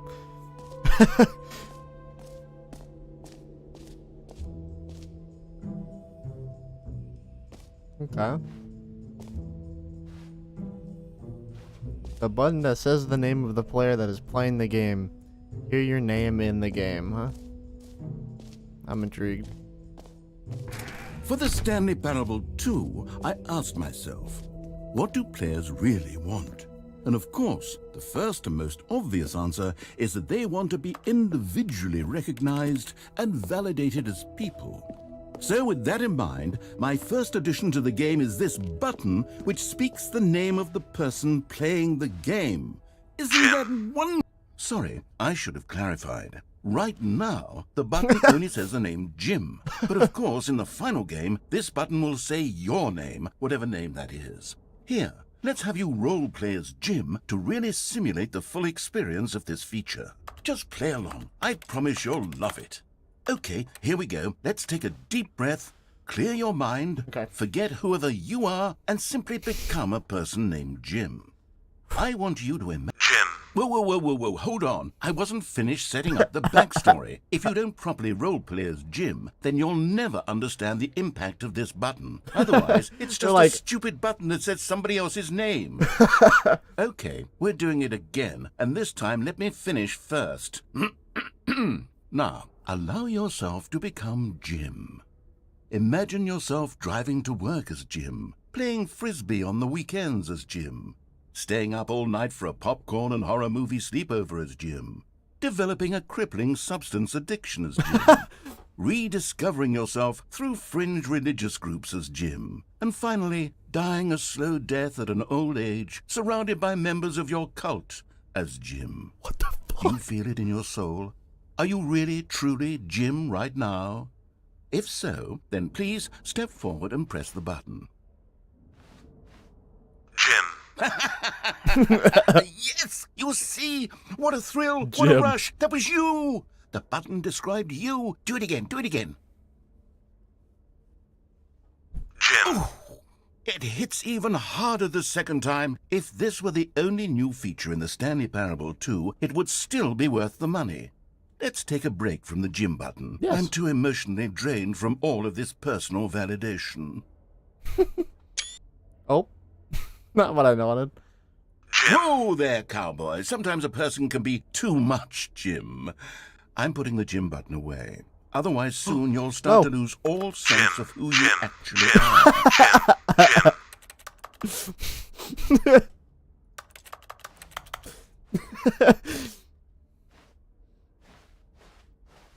It's like, no. I want my Jim button back. Ew. Ew. God, who plays Black Ops 3 anymore? God, what a weirdo.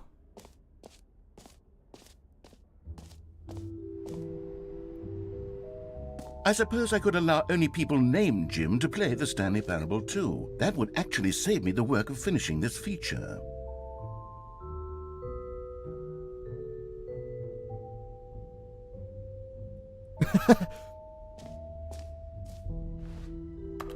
What? Look at this fucking word art too.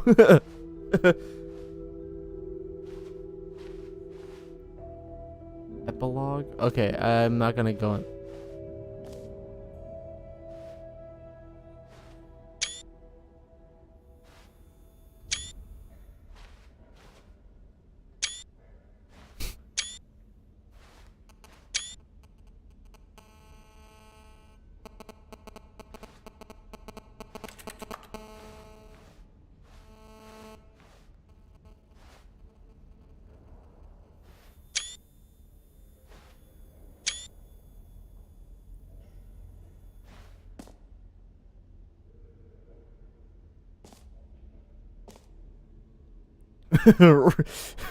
The reassurance bucket.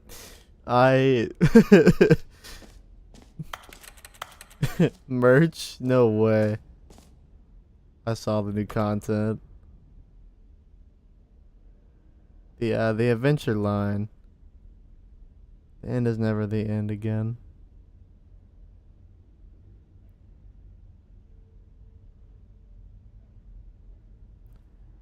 That's I can, you know, I can scan that. Oh, wait, it's an actual thing.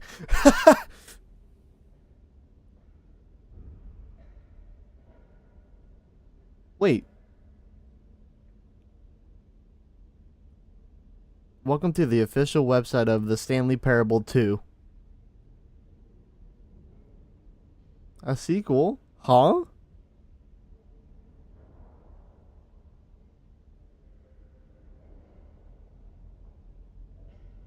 What?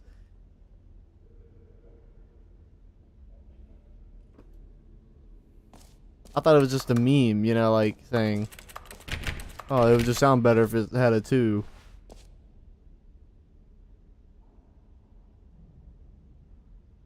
What the fuck is that? What is this? Please, no screenshots. Okay, I'll be honest, I haven't yet decided on this one. I think that in the new version, the office could use a bit of decoration, like balloons. But I'm undecided on Get Well Someday and Happy 12th Birthday. Which would you go with?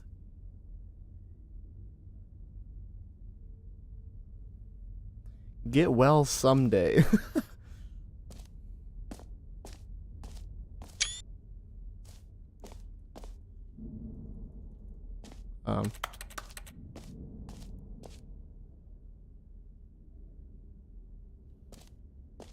Was that like that?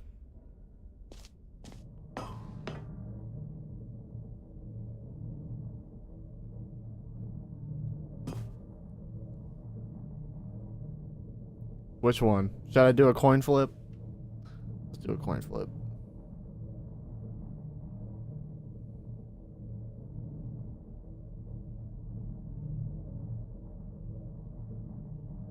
Okay. Hold on. Give us some time. Alright.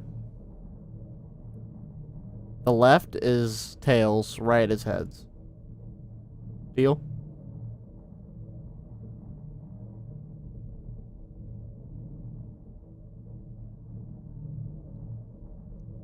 Let's flip. Okay. Heads. Happy 12th birthday, Stepniece. You know, sometimes when you solicit another person's opinion, it makes you realize that you knew which one you actually really wanted all along. Get well someday, it is. You ass. Fuck. I thought... Okay, what if I just hit that one? Okay, never mind. Hey, that balloon's stuck. You serious? That's it? You gotta be... Actually, maybe I should have gone with... No, I've made my decision. We're moving on. Well, I can still walk in here. Come now, you've already made your choice. It's true that you chose badly, but we all have to move on from our mistakes. I'm not going.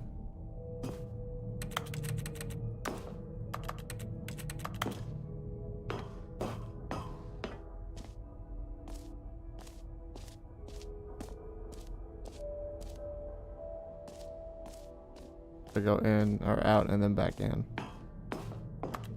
Okay. We go out this way. Well, I have to go this way anyways. Because who doesn't want to see the reassurance bucket?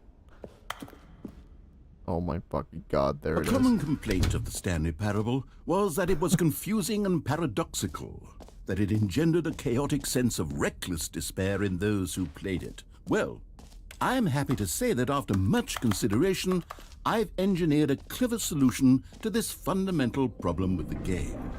It's the Stanley Parable Reassurance Bucket. You see, Stanley, anytime you're holding the bucket, a sense of calm and ease will fill your mind and your heart. It's true. As long as you hold on to the bucket, the many disorienting contradictions of the Stanley Parable will feel perfectly normal and perhaps even comforting.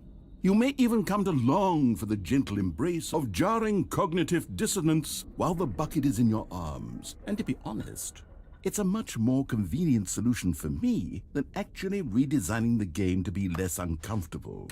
Can you imagine what a pain in the ass that would be? Yes, the bucket is the perfect solution. Come on, give it a try.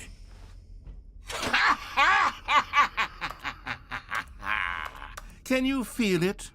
The glow of comfort, even in the face of crushing despair, must already be sweeping through your body. And in fact, can I say that I do believe the bucket lends you an air of charisma as well? I think that just holding it has made you the slightest bit more attractive as a person. The benefits of the bucket seem to go on, don't they?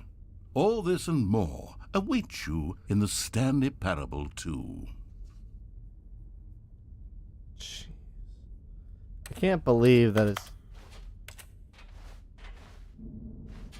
I got to keep the bucket? Oh my god. Yes. Does anyone give out awards for most enjoyable bucket in a video game? That really should be an award if it isn't already.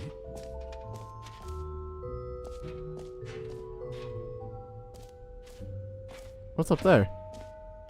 Hey yo? What is this? See, these doors make sound. The other ones don't. Interesting. There's like a whole system up there.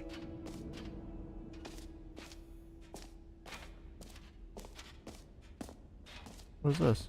You know what? Let's bring the jump circle back for Stanley Parable 2 as well. Yes, please.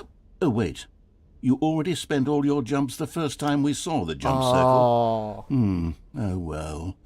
I suppose it can just be a nice decorative piece then. No. Wow. I knew I should have saved some. In my mind, I was like, what if I just don't get rid of all of them? But then I did.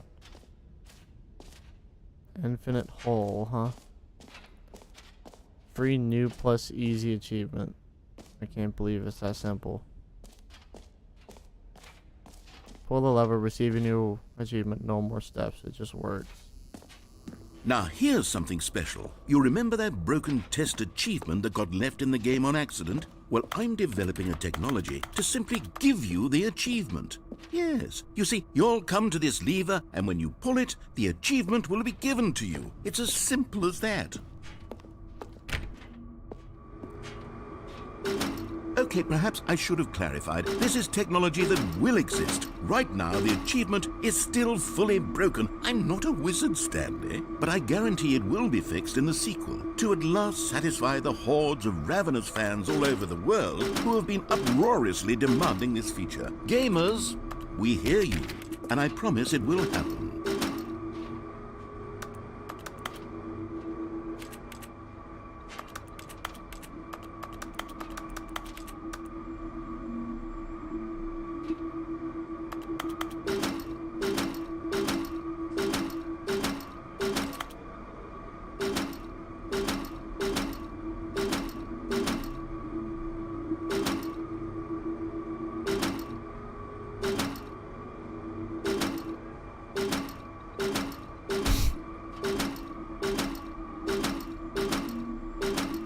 Come on.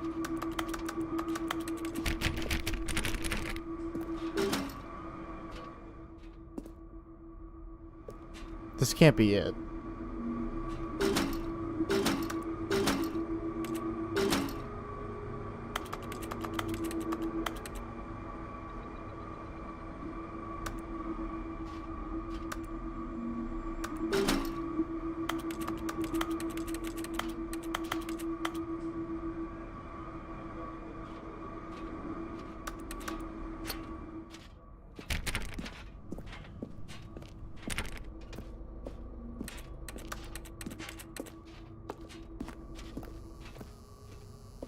Bruh.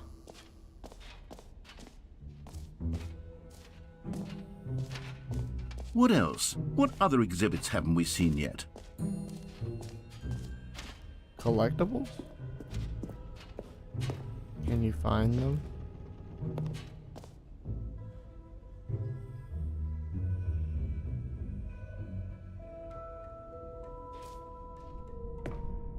Ah, collectibles.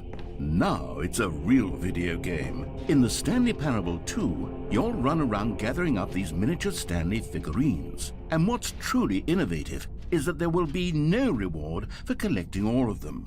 I don't want to stifle the intrinsic joy of watching a number go up. You simply collect all of them, and then you move the hell on with your unremarkable life.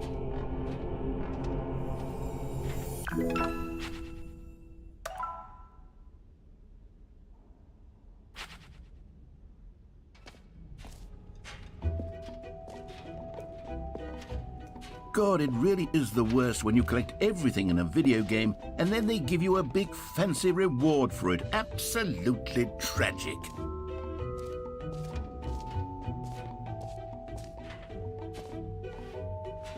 I have to find them. There's 6? That doesn't count as one, right? Okay. This seems like it keeps going on. I'm gonna go to the infinite hole.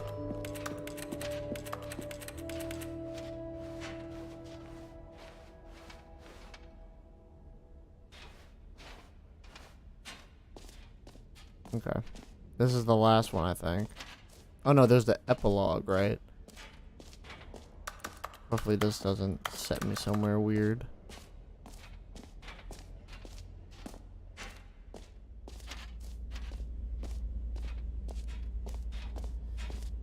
Stanley, here's an idea that I'm truly fond of. It's never been done before in a video game.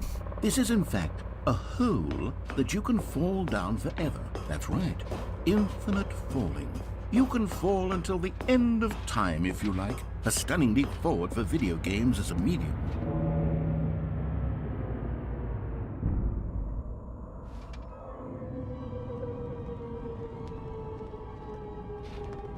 You see, isn't it wonderful? One of my more ingenious concoctions, if I do say so. Now then, since you've gotten to see the infinite hole, you can press the teleport button to pop back up to the top, and we can continue onward. Great! Now, I'm very excited to show you even more of my ideas for the sequel. Okay, and I guess we're back in the hole now. Did you really need to see it again? I don't know what else there is to say, Stanley. It's an infinite hole. It's exactly what you're doing right now, but forever. Forever. There really are so many other fascinating exhibits that I've prepared for you. Ow. I really spent quite a lot of time on all this, and I would very much like to show you some more of them. How about we go ahead and press that teleport button again, so we can get back to what's really important about... Oh, goodness. Well, this is rather embarrassing, Stanley. I'll be honest with you. I truly did not believe that anyone would actually stay in the hole long enough to hit the bottom. Yes, I know, I told you the hole was infinite, but come on. Who actually wants to fall forever? The hole was plenty deep. It was more than deep enough, in my opinion. Maybe it's you who likes falling too much. Maybe you're the problem. Look, things got a little heated there. I think we both said some things we didn't mean. Why don't we just put all this behind us and agree to just call the hole mostly infinite? If that works for you, then go ahead and press the teleport button to warp up to the top of the hole and we can move on. I'll just be up here when you're ready.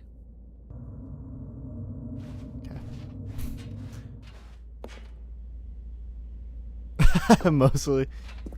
What if I go in again? Oh, for heaven. You see, I was right. The problem is you. The problem is that you like holes too much. Not normal.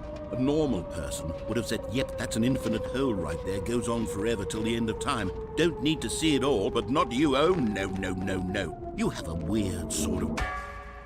Oh. Did the hole seem even shorter to you this time? I couldn't help but feel like you spent a little less time in there than you did before. I mean, admittedly, I didn't make an infinite hole, but I didn't think it was that not infinite. Well, I suppose once again there's nothing to do here. If you decide you've had enough of the hole, you can hit the teleport button and come join me up above. Indeed. Had enough? I'm positively thrilled. Gosh, how could I have guessed? You're back in the hole. If this starts to become a thing where... Wow. Okay. Yes. I'm starting to become extremely certain that the hole is not only not infinite, but that it's growing steadily less and less infinite. I suspect that I'm starting to hit the point where it's no longer feasible to call the hole infinitely deep, even by the lax overall standards for accountability and marketing. What's going on here? Stanley, I have no explanation for the uncertain nature of the hole's length. Here, let's try something. Let's pop back up to the top, and we'll see if it gets any shorter. Well, there it is. The shame of my... How is this still appealing to you? I know you're obsessed with holes, but at this depth, I just can't see this scratching the itch. Oh, who am I to judge? You just do whatever it is you're here to do and hit the teleport button when you're ready to move on. Uh-oh. Is the, teleport button not working? You sure? Well, I mean, I really don't have an explanation. It was working just a moment ago. Try it again. Still nothing? Well, I suppose there is one thing I can do to fix this. Don't you dare I'm fucking out. restart. Goodbye, Stanley. You couldn't bear to be away from the hole, and now you'll get more time with it than you could ever have asked for. It's a win for everyone. You get to be with the hole, I get to do literally anything else. Take care, Stanley. I hope you and the hole have a wonderful rest of eternity together.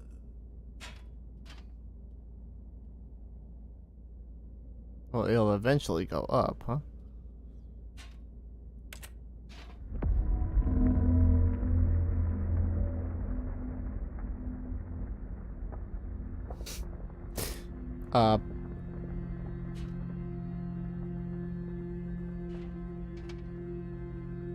New mug.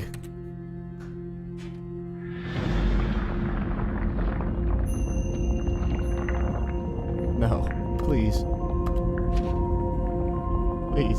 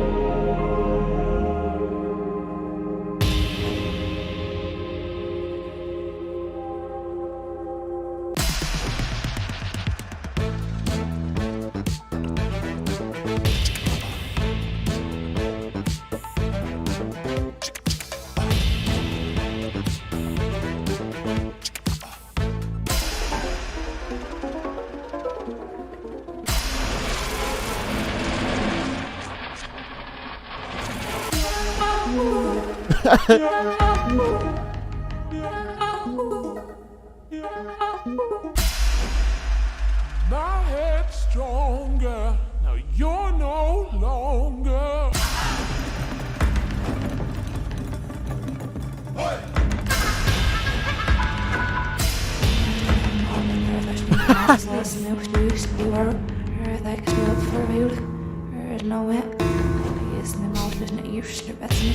Please let me look at this.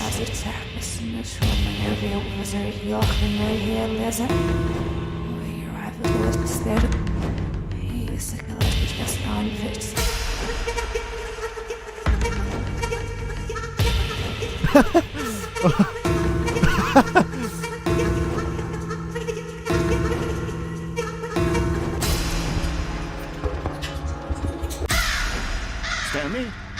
Stanley? Stanley! Oh, good, you're awake. It seems you had sort of dozed off there, drifting away into dreamland. But we can't have that, Stanley, because this hole is just so darn fascinating that I want you to be wide awake for every second of it. You don't want to miss a single moment. So how about if I just pop in from time to time and wake you up to keep you really, truly focused on the hole? From the looks of things, you and I will have many, many years here in this hole, and I'm looking forward to all of them. Stay alert, Stanley. I'll be back. Toodle-pip.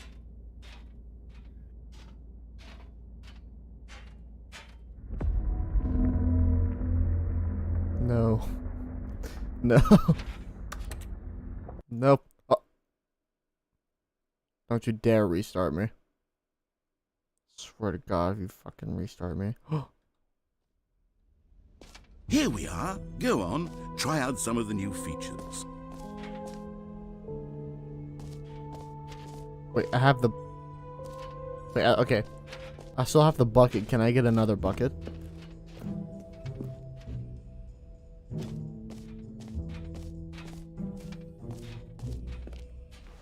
Okay, so nothing has changed. Okay. Okay. Then I'll just go on to the next floor. Oh no, the epilogue. Where's that at? That's right here.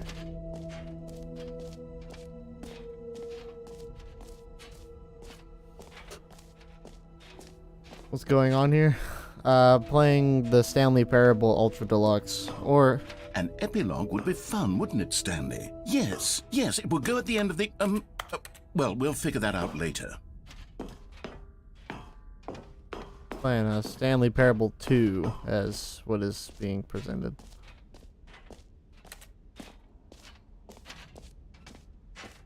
Yes. Free achievement. Settings world champion.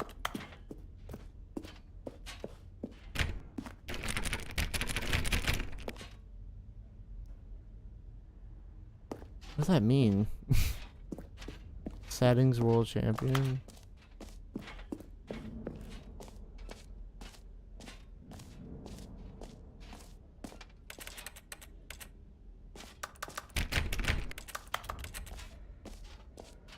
Okay.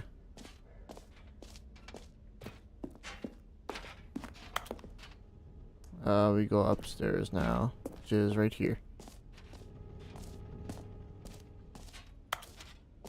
If you guys see any small trophies like this, that looks like this guy, which is me, let me know, because I have to collect them.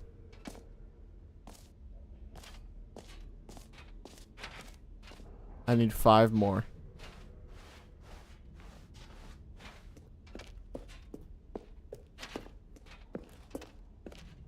All right, have you seen everything you wanted to? Ready to move on now?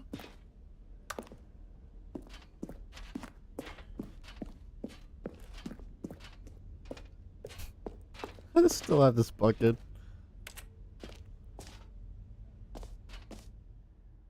So, Stanley, what do you think? Do you like all of the new features? Yes, I know it's not exactly clear yet how exactly these features will come together as one single coherent video game, but I can feel it in my soul. It's going to work. There's definitely a good game in there somewhere. Say, let's do an experiment. I'll arrange these new features together, and we'll see whether or not it coheres into a meaningful gameplay experience. Okay. Are you ready? Here it is. I give you the Stanley Parable 2.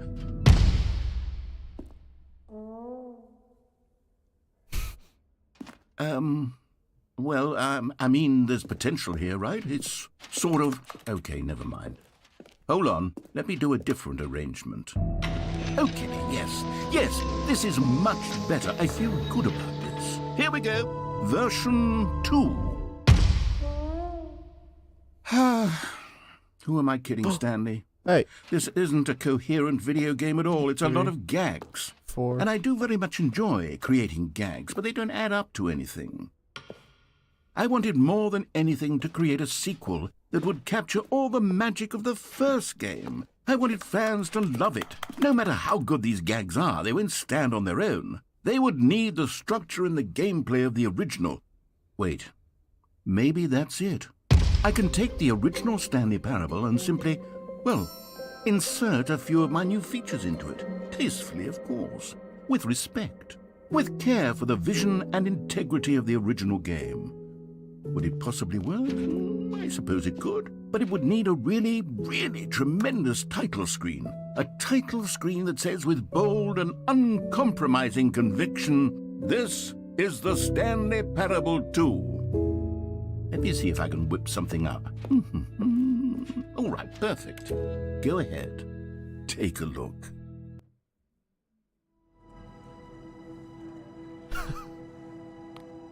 What?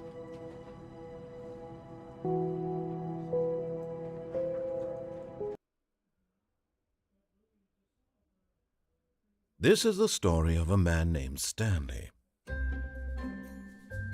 Stanley worked for a company in a big building where he was employee number 427. Employee number 427's job was simple. He sat at his desk in room 427 and he pushed buttons on a keyboard. Orders came to him through a monitor on his desk, telling him what buttons to push, how long to push them, and in what order. This is what employee 427 did every day of every month of every year. And although others might have considered it soul-rending, Stanley relished I just want to see if every anything's moment that the different. orders came in, as though he had been made exactly for this job. And Stanley was happy. And then one day,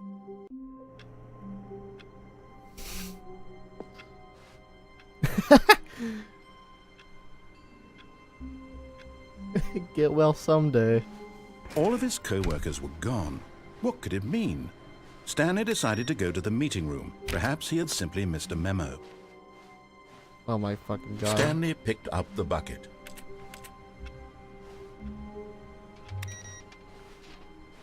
I don't think this is as seamless as he wanted it to be.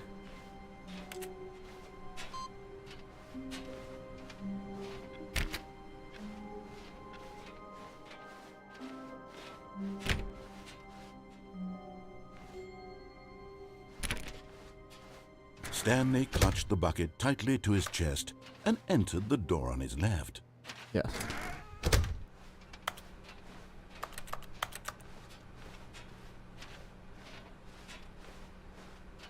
Still no one was here. Stanley needed the bucket's warmth and comfort now more than ever. Perhaps his boss's office was where he'd find answers. Oh, Stanley, can you feel it? The broom closet. It wants the bucket. You can feel that, can't you? The aura of jealousy? No. It's as clear as day. This broom closet believes it deserves the bucket. No. I can really feel it now. It's a bucket. It belongs in a broom closet. That's what the broom closet is trying to say here. No. It's supposed to go with the other cleaning supplies. Good for you, Stanley. Don't give in. Don't hand over the bucket. I know how hard it must be, given the pressure that the broom closet is putting on your shoulders right now, but you have to be strong. This is your bucket. This is your companion and lifelong friend. You can't hand it over. Oh, no.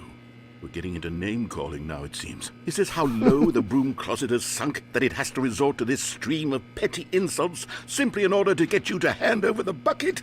Stanley, I never liked this broom closet for a variety of reasons, but even this is worse than I had imagined.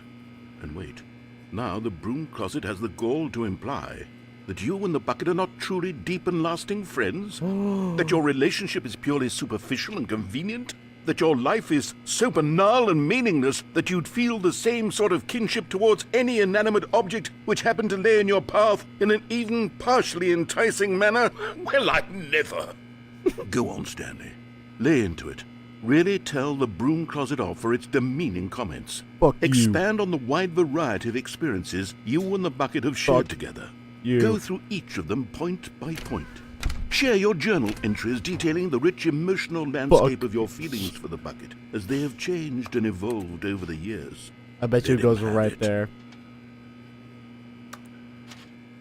Fuck you.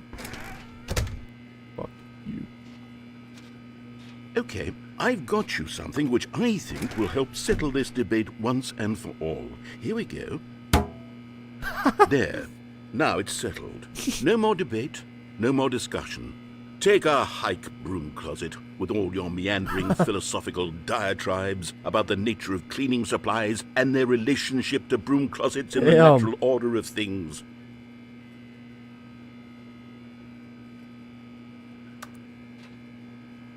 All right, I've got a second sticker back here, and I'm going to slap it on as well because I think it's appropriate.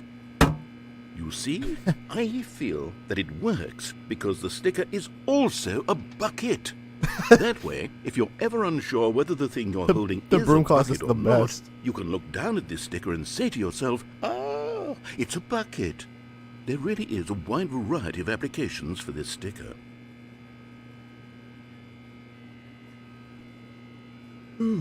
God. You know what? Stop I yawning. could take the name-calling and the dismissal of your kinship with the bucket, but now the broom closet is just giving us the silent treatment. And to be honest, I'm sick of the pettiness on display.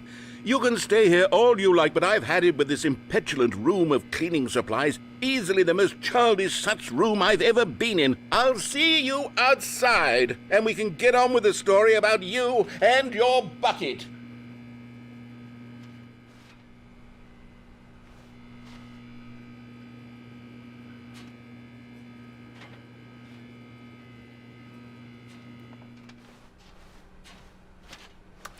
There you go. Coming to a staircase, Stanley and the bucket walked upstairs to the boss's office. Okay. I'll follow. And I'll have the bucket. Can I go in the bathroom with the bucket?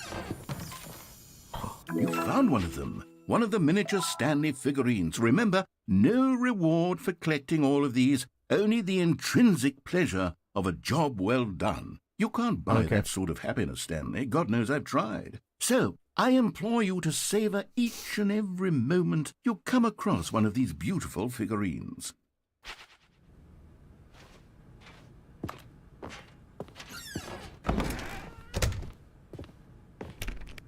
Oh.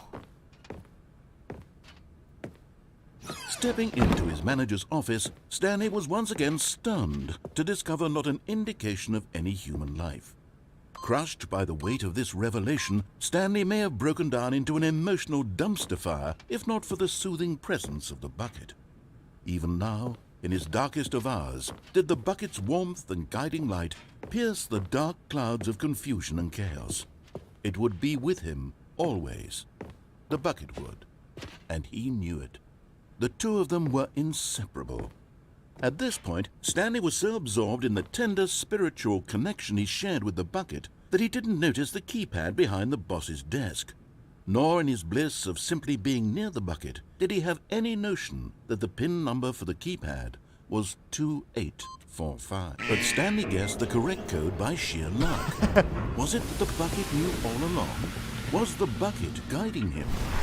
Yes, this is certainly the most logical explanation.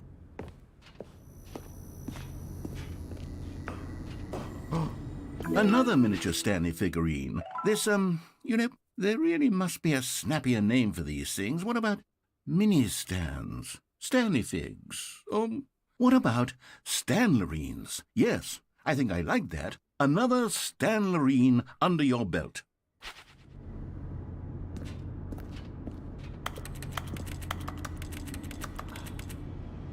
Oh, like there's something. Alright, we'll go down. With the bucket. I'll follow everything he says with the bucket. The elevator raced downward, plummeting towards an unknown fate. It would be all Stanley could do to keep himself together, if not for the bucket. Soothing him, comforting him, reassuring that in this darkest moment of uncertainty, he would be all right. The bucket is here for you, Stanley. Everything will be fine. See, I can... See, that's the thing, man. I can go back up. But it's different because I have the bucket now. So, okay. Do I go back up with the bucket, or do I keep going?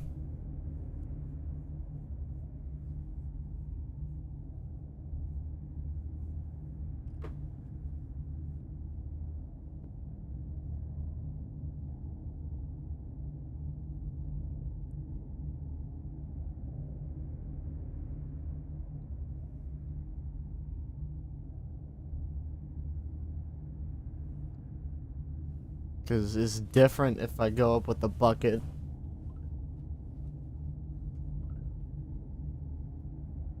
Up. Alright. Why not? Wait, Stanley said to the bucket. Can we go back up? When I was pressing those keypad buttons, there was something very intriguing about the number 3. I want to go back so I can try pressing the number 3 again. The bucket said nothing. I wonder why.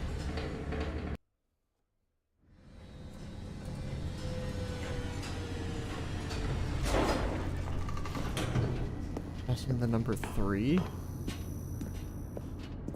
Here we are, said Stanley. Now I'm going to try out that number 3 button. He took the bucket over to the keypad and began absolutely slamming on the number 3. Wow, he said. The number 3 is such a special button. I'm having the time of my life. Stanley looked expectantly at the bucket, but the bucket remained silent. This was a shock to Stanley, who had always felt such a connection with the bucket. How was this not as exciting to the bucket as it was to him? Once Stanley had had enough of the number 3, he got back in the elevator.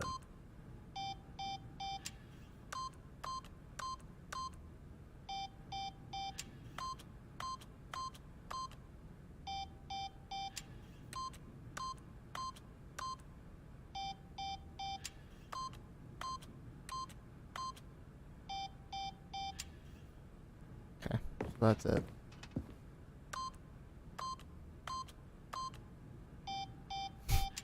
Let's want him to say 8. 8. Can I go back in here? No. Piano? Nope. Number 3.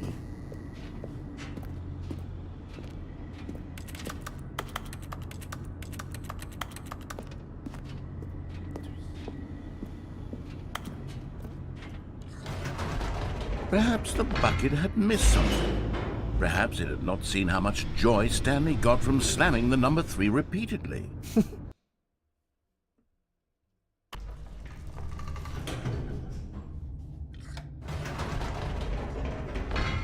No, said Stanley to the bucket. You can't go on yet. Not till you understand how much the number 3 means to me. You and I have been through so much together, and I just want you to see what I see. Feel the happiness I feel. He smiled at the bucket, and the bucket said nothing. Oh.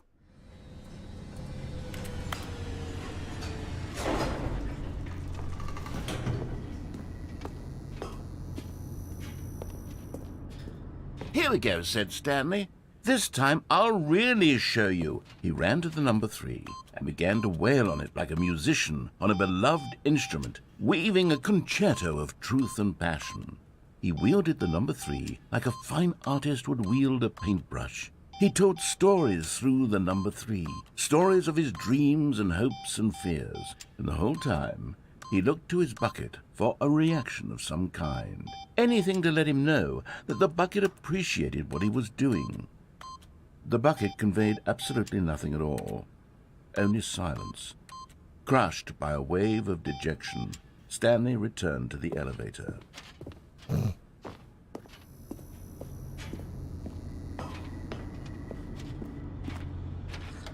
Stanley and the bucket were so close. They'd always been there for one another. Why suddenly could the bucket not connect with this passion of Stanley's?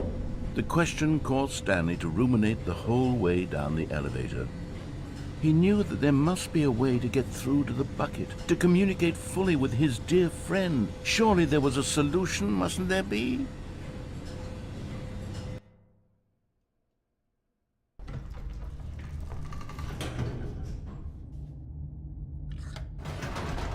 I mean, I'm gonna just keep going up.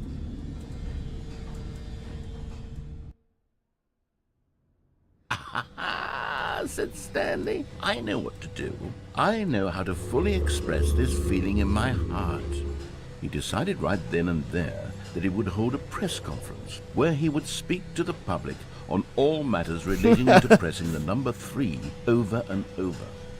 He would elaborate fully on what the number 3 meant to him and why he felt so alive when pressing it. Then the bucket would be able to see his joy through the eyes of others. It would get to see the world react to this discovery of Stanley's. And it would be through the public eye that the bucket would finally understand Stanley's work.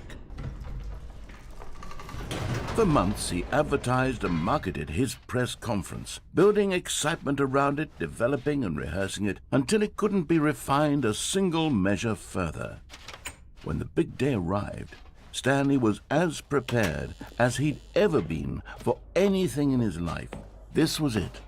One last chance to win the bucket over.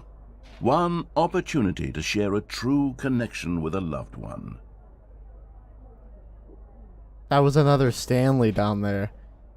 Probably from another, cause, you know, it's a never-ending cycle of Stanley. So that was probably, that's probably a place you can go to. There was no one here. Nobody had come to the press conference to hear Stanley speak, to listen to him talk about what it really means to press the number 3 on a keypad over and over. He was unloved, uninteresting, he was a failure, and in that moment Stanley knew that the bucket would never again take him seriously. There would be no connection, no deeper understanding. The bucket merely sat there in his arms, indifferent. And so it began that slowly, over many years, the two of them grew more and more distant. They spoke less and less, neither wishing to state the obvious, that any sense of real respect between them had eroded since that day at the press conference. There would be no more games, no more long conversations about passion and pursuit, only a silence that consumed the space between friends. And Stanley, having for once in his life discovered the warmth and comfort of true companionship, was cast back into the unremarkable normalcy of loneliness.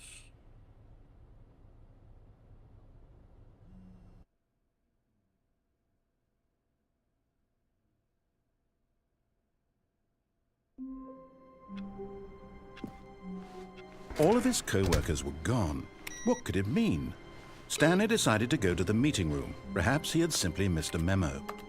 No matter how hard Stanley looked, he couldn't find a trace of his co-workers.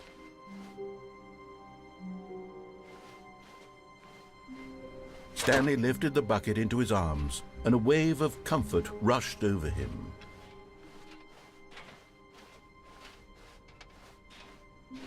Stanley clutched the bucket tightly to his chest and entered the door on his left. What could I have done differently? This was not the correct way to the meeting room, but Stanley had felt the bucket calling to him, telling him that the employee lounge was simply the place to be. And here it was. Had the bucket turned out to be correct? Was this better than the meeting room? Yes, Stanley thought to himself. Yes, perhaps it truly was. How insightful the bucket turned out to be. No, never mind. The bucket was wrong. Stanley took the door on his left to go back to the meeting room. No, Said the bucket. don't go to the meeting room. Go somewhere else. The cargo lift, yes. Go there. Go to the cargo lift.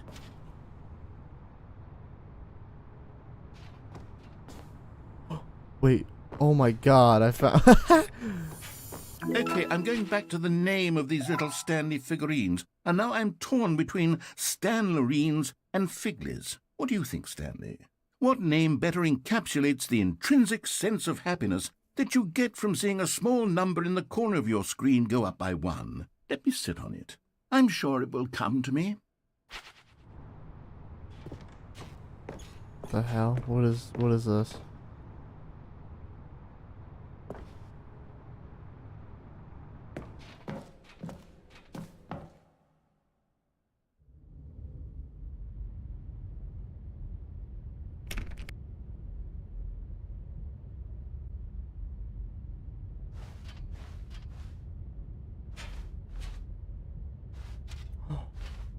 Oh man. I think this is it. This has to be it right here.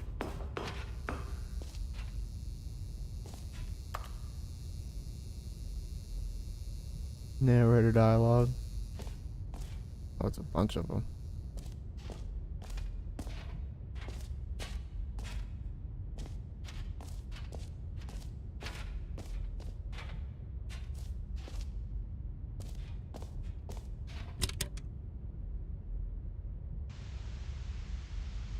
Okay, this is day number 295. Take number... I don't even know. I've lost track. feels real anymore. The longer I study this bucket, the less sense anything makes. The sheer euphoria I feel This is Stanley? every time I pick it up. No matter how many times I've done it, it's always the same feeling. And the emptiness in my chest when I set it down. It doesn't make sense. There's no explanation for it. Yeah. I still haven't figured out why I see the world so differently when this bucket is in my arms. Why everything feels so... What do I do with this treasure? I can monetize it. Yes. It's unthinkable the amounts of money people will pay for even just an hour with the bucket. This is my golden ticket. But I have to be careful, because as soon as this gets out, there's going to be a target on my back. Even now, I don't know who might be trying to get... What's that? Who's there?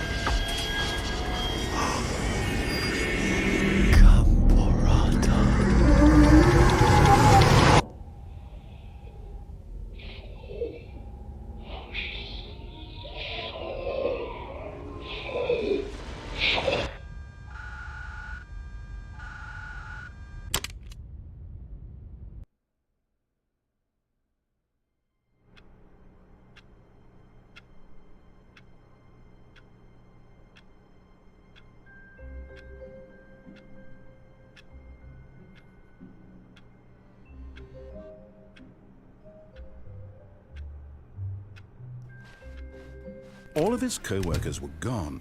What could it mean? Stanley decided to go to the meeting room. Perhaps he had simply missed a memo. The confusion and the chaos all seemed to melt away as Stanley embraced the bucket. Stanley clutched the bucket tightly to his chest. This was not the correct way to the meeting room. But Stanley had felt the bucket calling to him, telling him that the employee lounge was simply the place to be. And here it was. Had the bucket turned out to be correct? No, never mind. The bucket was wrong. Stanley took the door on his left to go back to the meeting room. No, Said the bucket. don't go to the meeting room. Go somewhere else. The cargo lift, yes. Good, Said the bucket. now ride the lift all the way to the top. There's something up there I need you to do. Stanley did not question why or how this bucket was speaking to him. It should have alarmed him, of course, because buckets can't talk. But Stanley chose not to think about this obvious fact. He was firmly convinced that the bucket had spoken to him, and he unthinkingly did whatever the bucket asked.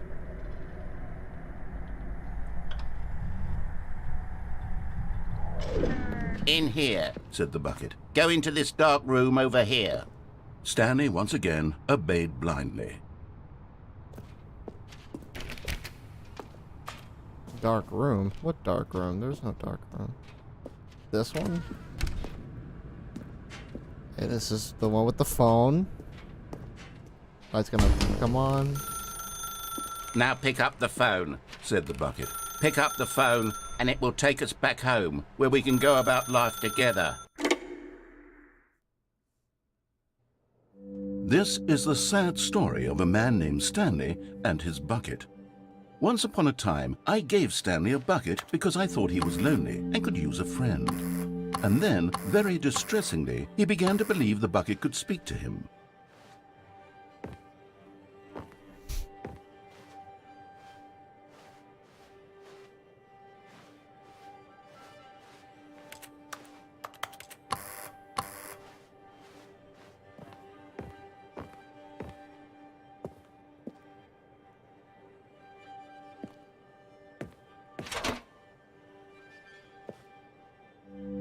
The Stanley Parable Reassurance bucket was merely meant to provide the comforting glow of companionship. It doesn't literally talk and give you orders. Whatever Stanley is hearing the bucket say to him is just in his head.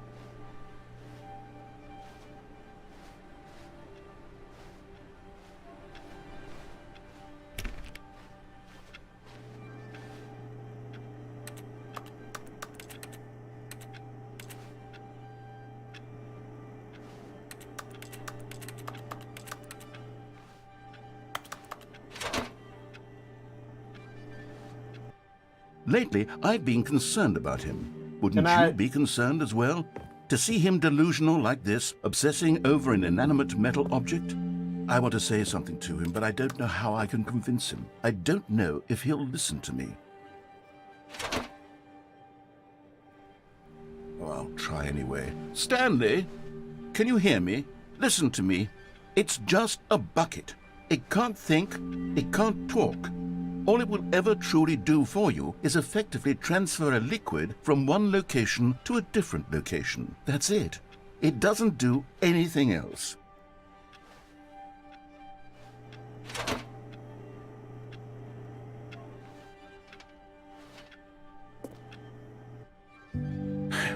You see, he's not listening. He's still taking orders from the bucket. You know, once upon a time it was me he took orders from, me he trusted and listened to. Now all he cares about is this awful bucket, this stupid hunk of metal. It's sad, but I suppose he doesn't need me anymore. From now on, he's just going to cling to this bucket, this cold, empty bucket, this sort of shiny bucket. Well, I'll give it this. The bucket does have a nice shine to it.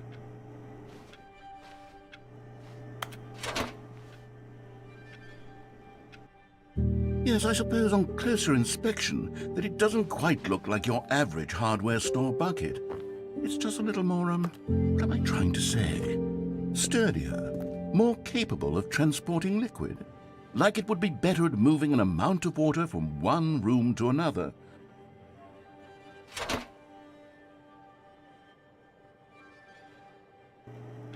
Oh my God, what am I saying? Better at carrying water from room to room. It's a bucket. It's literally just a bucket. Why do I feel some need to point out the ways in which it's so much more than just a regular bucket? Oh no, I'm having feelings for the bucket. No, no, no, no, no, no, no, no. What's going on? Why do I want to be with the bucket? Hear what the bucket has to say. Do anything it asks. What's wrong with me? I don't understand. Perhaps if I had the bucket, this would be less confusing. Yes, the bucket could tell me what to do in this troublesome situation. Stanley, give me the bucket. Give it to me. Give me the bucket, Stanley. I need it.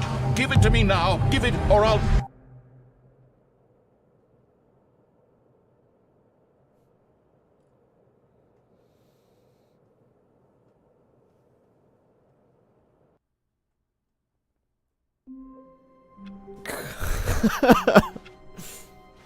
A soft wind blew outside and perhaps rain started, and if it did, it stopped shortly after. Stanley hoped that warmth spread through Stanley's arms. With the bucket in his arms again, he was home. Stanley clutched the bucket tightly to his chest. This was not the correct way to the meeting room. I want to see what happens if Stanley had felt the bucket calling to him, telling him that the employee lounge was simply the place to be. And here it was. Had the bucket turned out to be correct? Go this way instead. Never mind. The bucket was wrong. Stanley took the door on his The next time I do this, I'm gonna go that way for y'all. And I'm gonna go down there. No, said the bucket. don't go to the meeting jumping room. off. Go somewhere else. The car... But Stanley feared that any path he walked might lead to the separation of himself and the bucket, his dearest friend. So he threw himself to his death, that they might die in one another's arms. How deeply touching. All of his co-workers were gone. What could it mean? Stanley decided to go to the meeting room. Perhaps Stanley picked up the bucket and smiled. He'd never be alone again, not truly alone, not with the bucket around. Stanley clutched the bucket tightly to his... This was not the correct way to the meeting room, but Stanley had felt the bucket calling to him, telling him that the employee lounge was simply the place to be. And here it was. Had the bucket turned out to be correct? No, never mind. The bucket was wrong. Stanley took the door on his left to go back to the meeting room. Oh, shit. And so the two of them detoured through the maintenance section and walked straight ahead to the opposite door.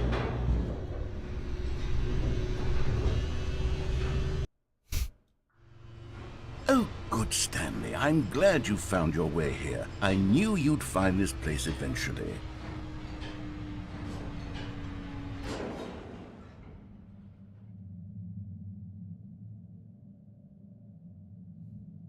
You see, your friends and I are concerned for you, Stanley. We've come together here because we care about you very much. It's this bucket you're carrying around everywhere. The bucket isn't even from the original Stanley Parable. It's just sequel content. We're the ones that matter, Stanley. Classic characters from the first game, like the Adventure Line and the Broom Closet. Because that's what fans want from a sequel. They want more of their favorite jokes, not this bucket that they've never seen before. Yes, I know I'm the one who gave you the bucket, but you're spending too much time with it. Don't you want another story involving the Adventure Line? We could make the Adventure Line go somewhere new. Yes, yes, that's what the fans want. Let's do it.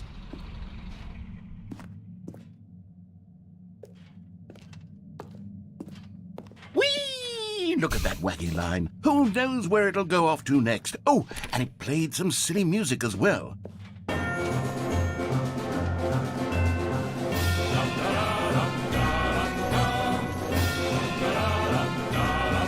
Now this is what the Stanley Parable is all about. Don't you remember all those great jokes from the original dialogue? Also, Stanley is addicted to drugs and hookers.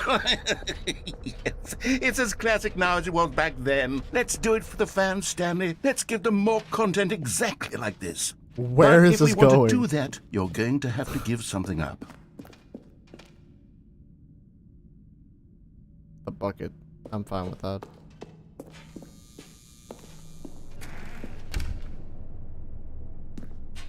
Don't you get it, Stanley? We need to get rid of the bucket. Yeah, I got That's that. why I'm very proud to introduce a brand new character. This is the Bucket Destroyer. I think it'll make a wonderful new addition to the rich lore of the Stanley Parable. True, it also was not in the original game, but it's such a well-fleshed-out character with so much personality that to me, it already feels as though it's been part of the cast all along. Don't you agree? Can you guess what the Bucket Destroyer does? Surely you don't need me to spell it out for you. Go ahead now, Stanley. Say goodbye to the bucket, and then pop it into the machine when you're ready.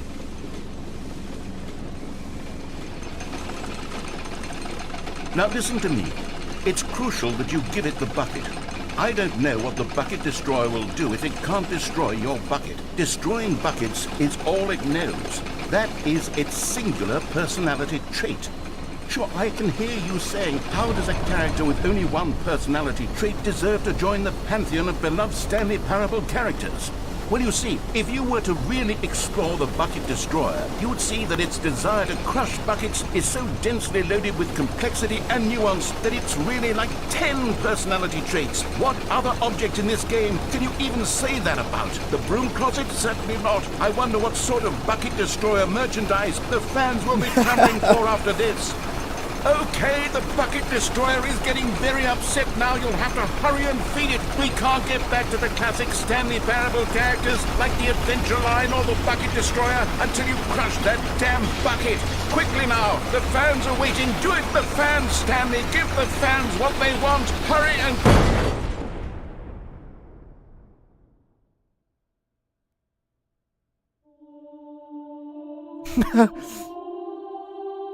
What the fuck? The Bucket Destroyer. My prized creation. You had so much potential. We were going to do such marvelous things with you, tell such spellbinding stories about you. All of it squandered now. Goodbye, new friend. For the moment in time that you were here, You were magnificent.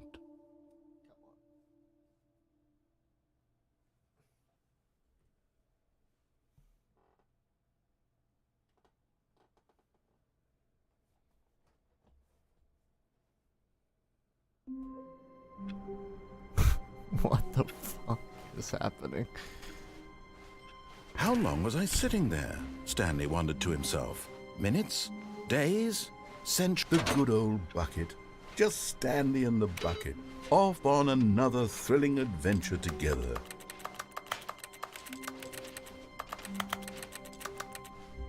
Stanley clutched We'll the go bucket right, and tightly then we to go his left, chest. and This then was through the not door. correct way to the meeting room, but Stanley had felt the bucket calling to him, telling him that the employee lounge was simply the place to be. And here it was. Had the bucket turned out to be correct? No, never mind. The bucket was wrong. Stanley took the door on his left to go back, and so the two of them detoured through the maintenance section and walked straight ahead to the opposite door.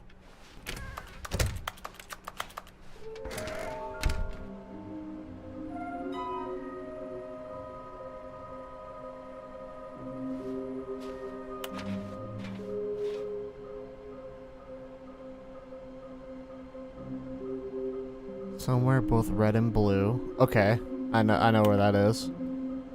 Stairs. Something to do with stairs. Okay. So here.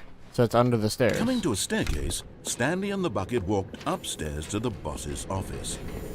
You're getting close now, Stanley. You've nearly gotten all of the Figler and Marines. Very soon, you'll collect the last one, and then the first number will equal the second number, and that will be it. We'll be different people by then. Different in the sense that we used to have none of them, and now we have them all. You can't go back to when you had no Figler and Marines. None of us can. Okay.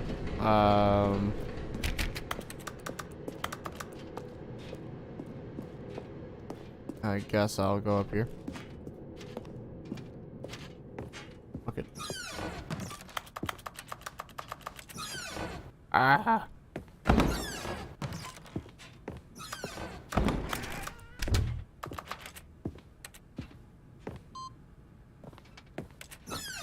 Oh man. Go in here.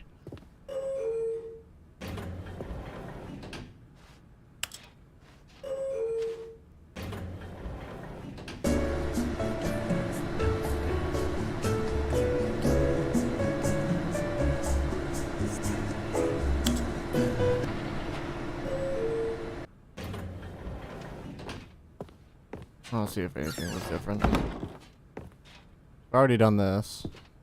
Stepping in. We haven't done this yet.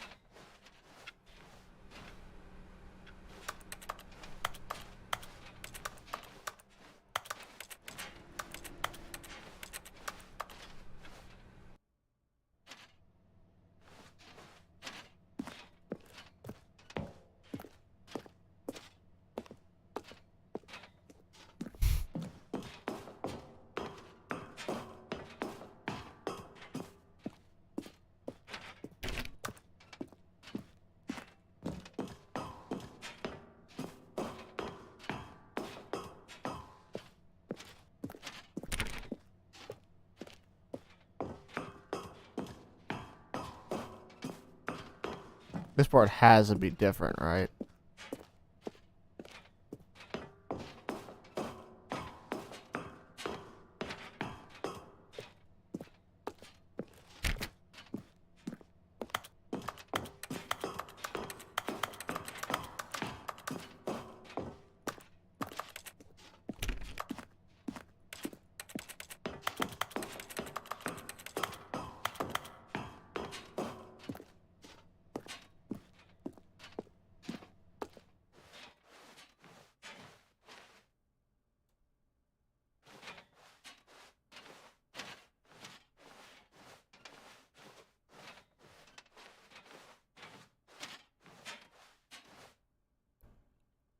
It is different. Oh my god, wait.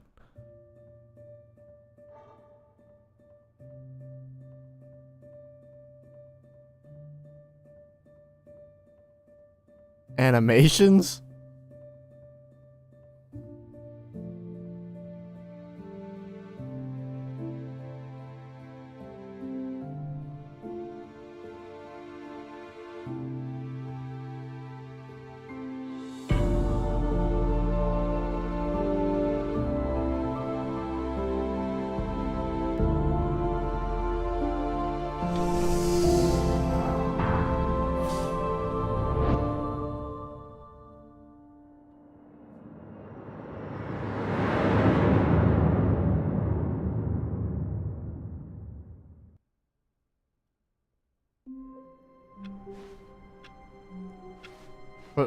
Okay. The meeting room. Yes, that's where everyone would be. Stanley hate to just do needed this. to get to the meeting room, and from then on, he would never be alone ever again.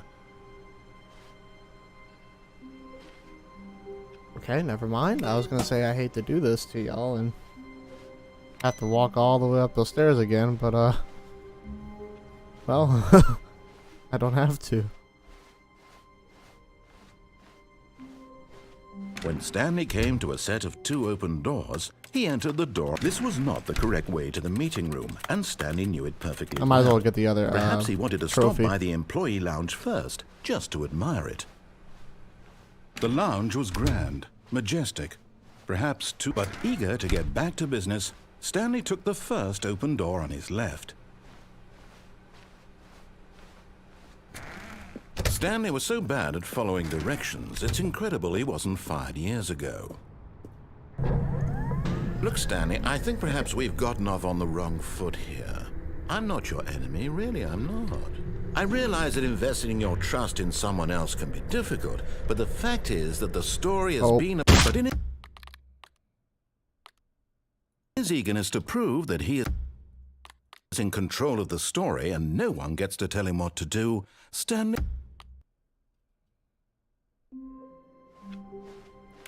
decided to go to the meeting room to check on his co-workers. He never functioned well by himself and constantly needed support and guidance from others. So the thought of total... And try not to lose this one too, you dolt. Stanley clutched the bucket tightly to his chest. This was not the correct way to the meeting room.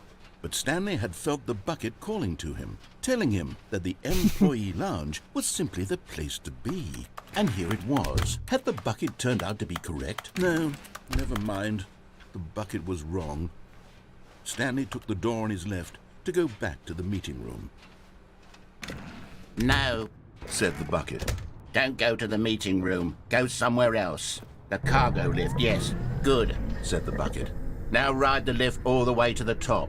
There's something up there I need you to do.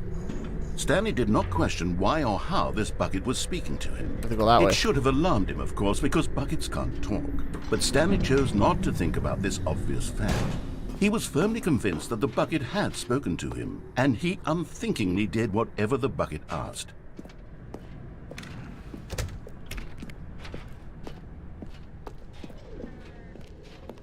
No, stop. Look there on the wall, you see? There's a sign right there. It says, "No buckets past this point."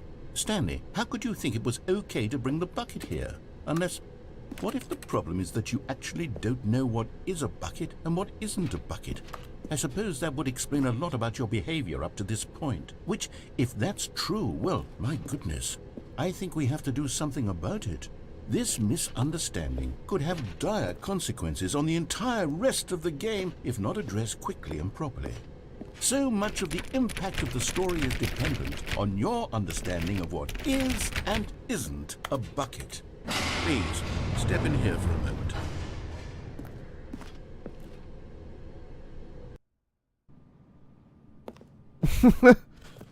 Now then, I'm going to run you through some test scenarios, and you'll tell me whether or not the thing I'm showing you is a bucket. Simple enough, right? This should tell us everything we'll ever need to know about what is or is not a bucket.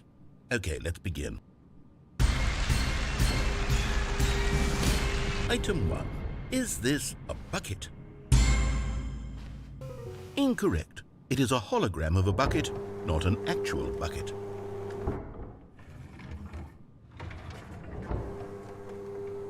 Item 2. Is this a bucket? Correct. It is a 3D printed recreation of a bucket, not an actual bucket.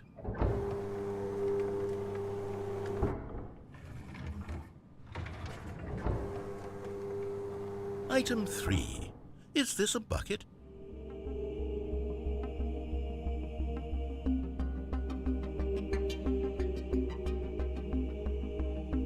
I have no idea. Incorrect. This is a bucket. What makes it different?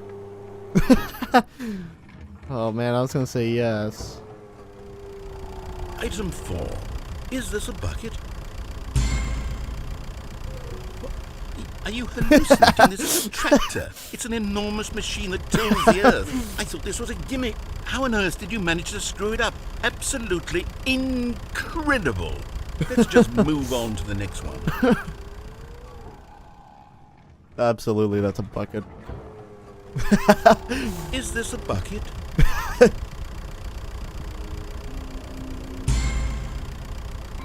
Correct. This is a bucket. What? What? Item 6. No. Is this a bucket?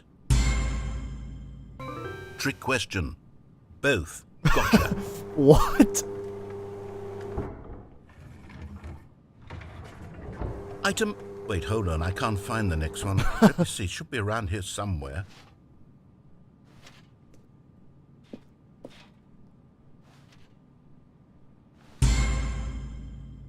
Okay, you and I both know there isn't anything here. And I don't appreciate the implication that nothing is a bucket when we both clearly know that a bucket is something, and therefore nothing could possibly be something. Unless, in your twisted mind, have you somehow convinced yourself that a bucket is nothing?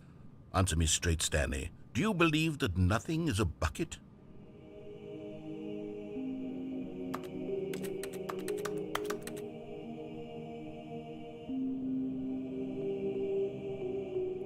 Do I believe that nothing is a bucket?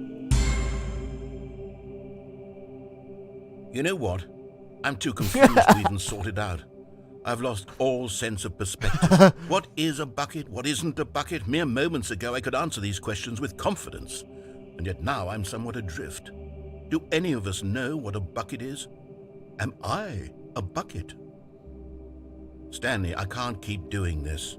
I'm losing myself, and myself was all I ever had to begin with. I'm afraid the bucket is threatening to tear our relationship apart.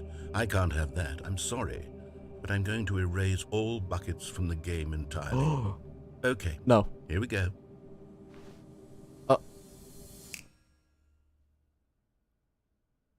Wait. What happened? Is everything gone? Everything's Why a did everything bucket. disappear? Wait. Was everything a bucket? Every single thing in the game was a bucket. Oh my God, I had no idea. How could... Except me. I'm not a bucket after all. And you, Stanley, you're still here. You're not a bucket either. Oh, this is wonderful news. We're not buckets.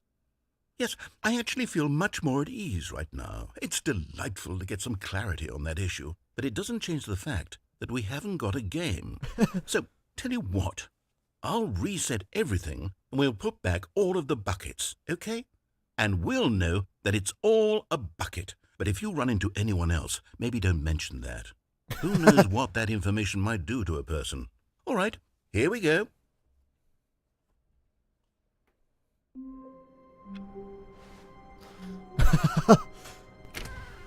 Where are we going today? The bucket asked. Stanley clutched the bucket tightly to his chest and entered the door on his left. I don't know where to... Okay, I'll go left this time.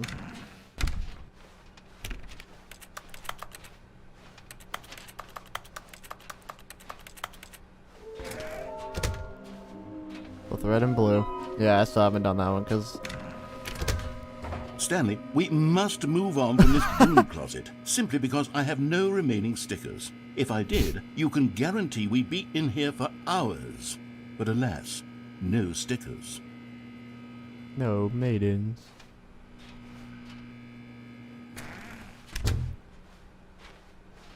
Coming to a staircase, Stanley and the bucket walked upstairs to the boss's office.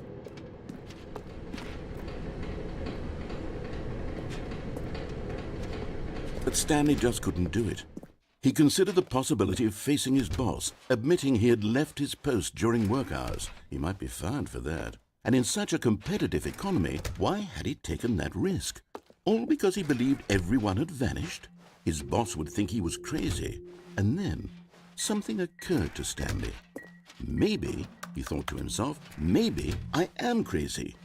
He looked down at the bucket in his arms. Am I crazy? He asked the bucket. The bucket returned his gaze, but said nothing at all. That's strange, Stanley thought. Usually the bucket is a source of guidance and wisdom for me in difficult times such as these. He held the bucket close, yet felt none of its familiar reassurance and comfort.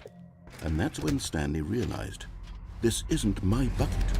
It's just a normal, everyday bucket. Someone else's bucket, perhaps. How did I end up with someone else's bucket? This is all terribly wrong. Surely no good would come from this. Who knows what sorts of bizarre hallucinations Stanley might experience without the psychologically grounding presence of his bucket.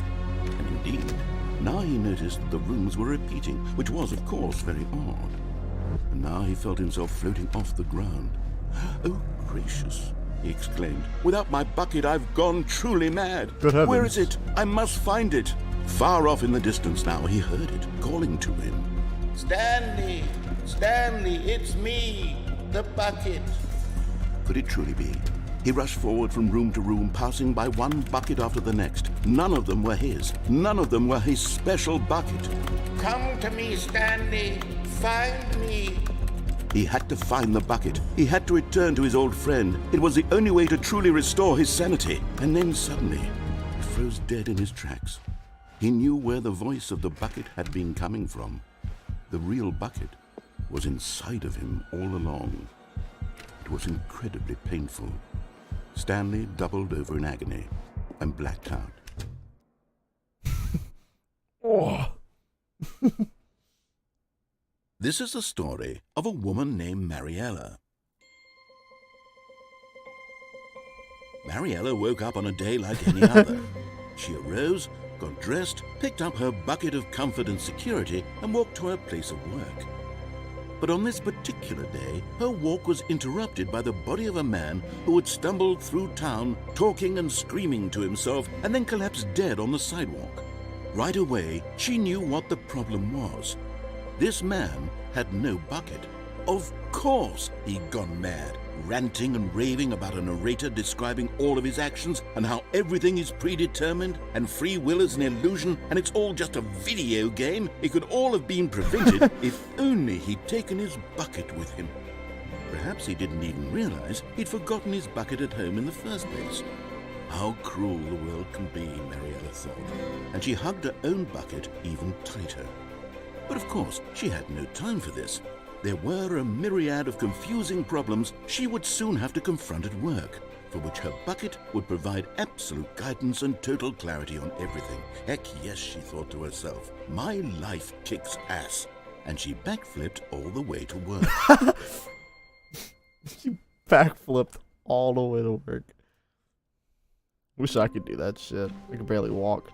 Just a step through this door, Stanley thought to himself, that's all I need. If I can make it through this door, I can make it through them all. I'm not grabbing it. I'm grabbing the last trophy. Can you believe it? When I'm Stanley grabbing the came to a last set trophy. of two open doors, this was not the correct way to the meeting room, and Stanley knew it perfectly well. Perhaps he wanted to stop by the employee lounge first, just to admire it. It was okay. But eager to get back to business, Stanley took the first open door on his left. Stanley was so bad at following directions, it's incredible he wasn't fired years ago. Look, Stanley, I think perhaps we've gotten off on the wrong foot here. I'm not your enemy, really, I'm not. Well, that's I another realize thing that I can investing try. your trust in someone else Stepping can be on and then difficult, getting off but the with the fact bucket. is that the story has been about nothing but you all this time. Really? I was in the middle of something. Do you have zero consideration for others? Are you that convinced that I want something bad to happen to you? Why, I don't know how to convince you of this, but I really do want to help you, to show you something beautiful. Look, let me prove. And there it is, the last Stiggly Wiggly. Savor this moment, Stanley. This is a real accomplishment. This is doing something just for the sake of doing it. Where so many people expect to be rewarded for the most trivial achievements, you've insisted that a job well done is its own reward. I would tell you that I'm proud of you for collecting them all, but that would be like a reward, and we can't have that. So, instead I'll just say, it's done. We're all done here, and now we can go to whatever the hell you were doing before you hunted for figurines.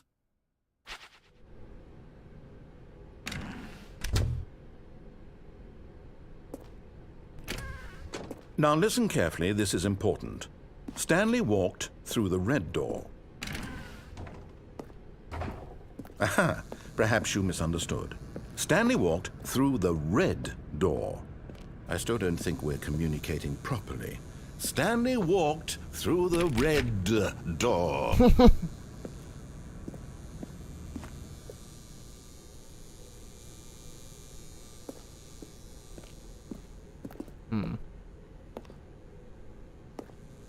I'll go through the red.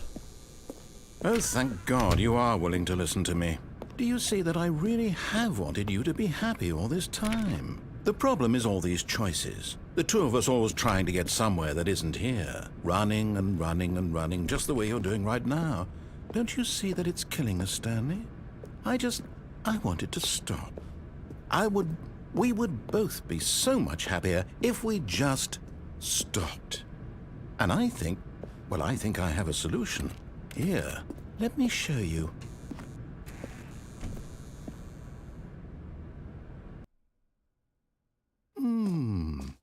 What do we want? What are we looking for? Here. Yes. Oh, it's beautiful, isn't it? If we just stay right here, right in this moment with this place... No, wait. Where are you going? Oh, no. Stay away from those stairs. If you hurt yourself, if you die, the game will reset. We'll lose all of this. Please, no, Stanley, let me stay here. Don't take this from me. Please, Stanley, think... No! Oh, no. No, what are you doing, Stanley? Please, I'm asking you not to take this away from me. I can't go back to what I was before. If you die, we'll both go back. Why are you doing this?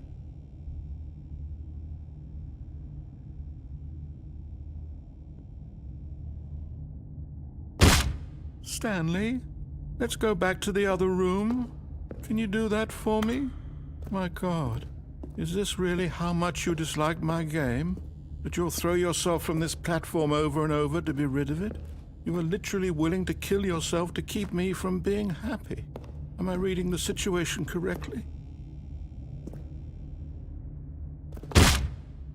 Or maybe you're just getting a kick out of it.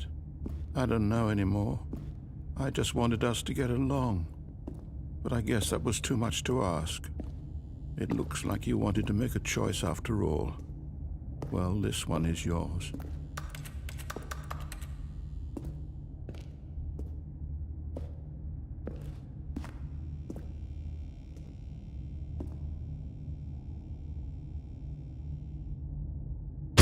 Is it over? It's going to restart, isn't it? I'm going back.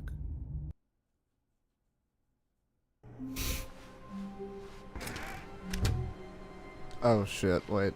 Oh.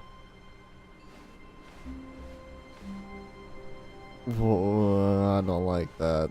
Stanley, I'm sorry, but I have to put a pause on things. It's those figurines, those figglers. I haven't stopped thinking about them since you nabbed every last one.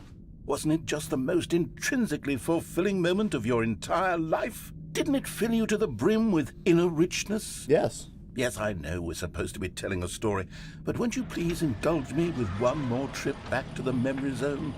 I would love nothing more than to revisit the figurines. Just one more time. Sure.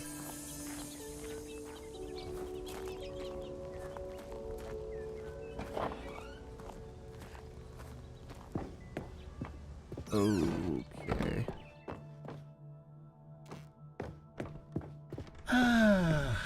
Here's where it all began. The first collectible. Back then, we had no idea of how many of them we'd find. Sure, it said 6 right there on the screen, but how could we know for certain? We were so innocent. We'll never be like that again, Stanley. I knew it.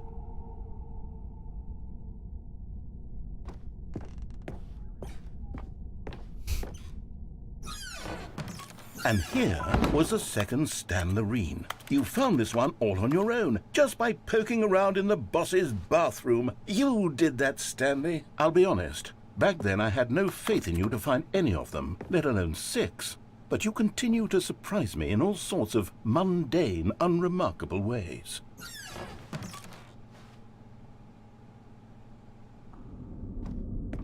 Okay, let's do a little quiz. Which of these rooms was the room you found your third mini Stan? Can you remember?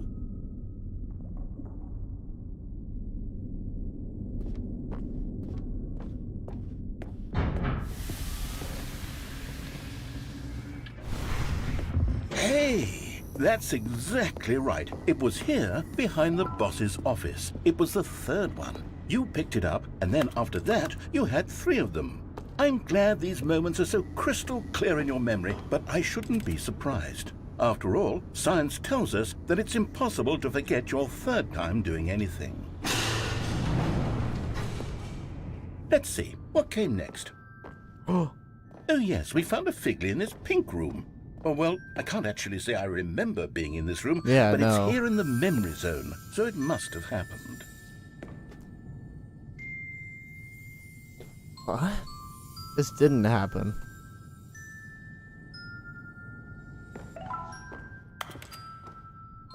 This didn't happen. That's odd.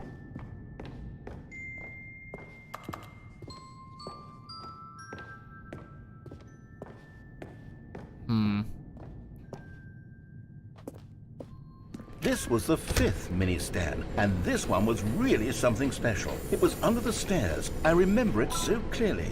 In fact, because this one is particularly special to me, I made a little video to commemorate the occasion. Enjoy.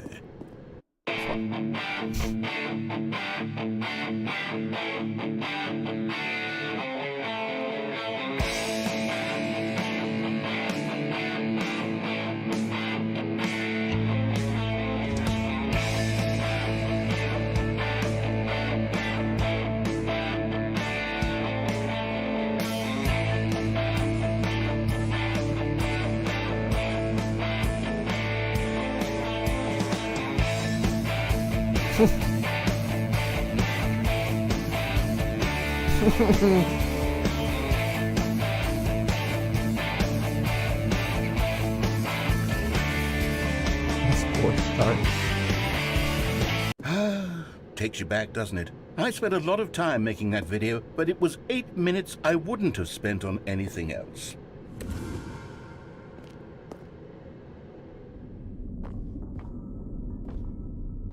Why is it like that? It's so weird.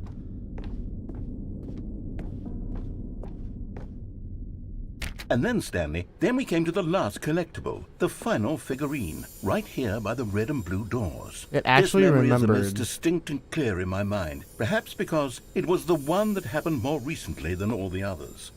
Who can truly say how the mind works? All I know is that this is the moment where you picked up a Figley and I thought to myself, yes, that's all of them. They're all collected. It was a moment unlike any other. Except for the other moments picking up figurines, which it was exactly like.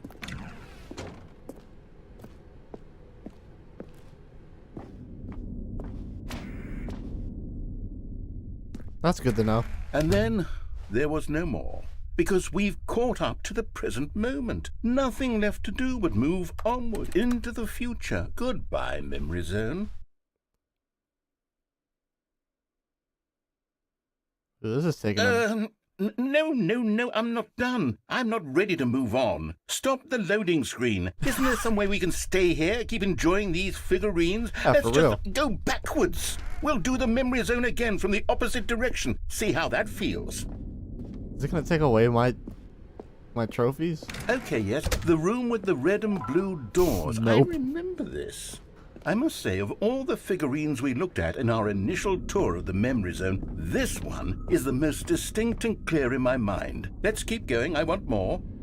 And here's where I made that video. Don't you remember the video we watched? Yes.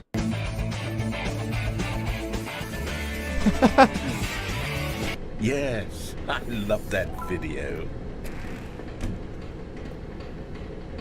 Damn jump scares. Still don't remember the pink room, Stanley. Still no memory of this one. Good room, though. A solid room. Where's the pink room?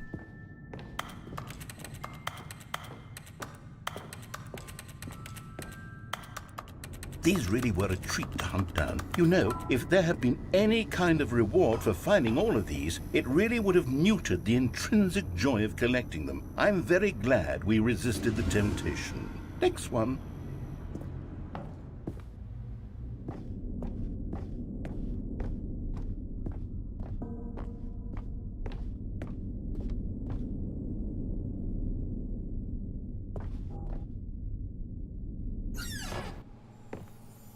This was our second Figley. Don't you remember? What Yes, happens if I I go in the remember it warehouse? too. The past is truly a wonderful thing. Why does anyone ever choose to leave it? Keep going.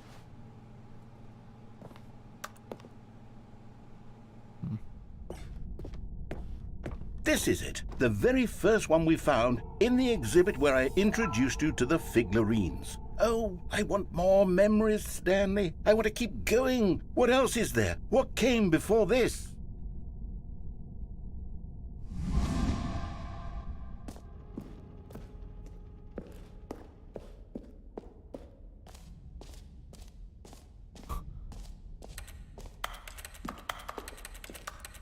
Look, it's the terrible new content that we were originally sold on.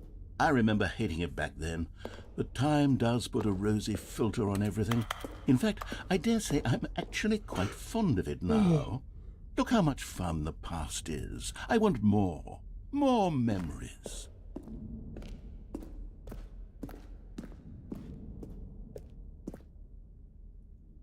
Oh, yes, the two doors. Who could have forgotten that? A classic memory, this one.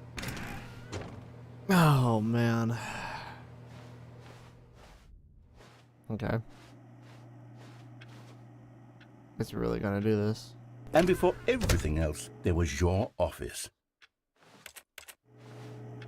Is there anything else? Was there something that came before your office? There's something I feel I can remember. I can remember. Yes, I'm remembering something now. I remember before this whole story got started. Back then I was different. I used to make big decisions. I was passionate. I was skeptical. I weighed each decision with profound thoughtfulness. And then somewhere along the way, I stopped making decisions. I became lazy. And I came up with a character named Stanley to do my thinking for me. He would make the decisions. He would decide which way to go. I would cheer him on as he collected figurines for no reason. Why did I invent Stanley? Was I lonely? Yes, perhaps that's it. Perhaps I needed to imagine I had companionship. And Stanley really did make for a wonderful companion, even if he was a fiction. But I suppose it's grown old. I want to think for myself again. I want to go back to how it used to be. Yes, I can be on my own again. I can do it. I'll be stronger this time. I'll take care of myself. I don't need Stanley anymore. Oh, but he truly was so much fun to play with. You know what? Since we're in the memory zone, how about one more good memory? Let's go back just once and give Stanley one more run of the office, and then I'll retire him for good. I did enjoy telling his story so very much. Okay, here we go. This is the story of a man named Stanley.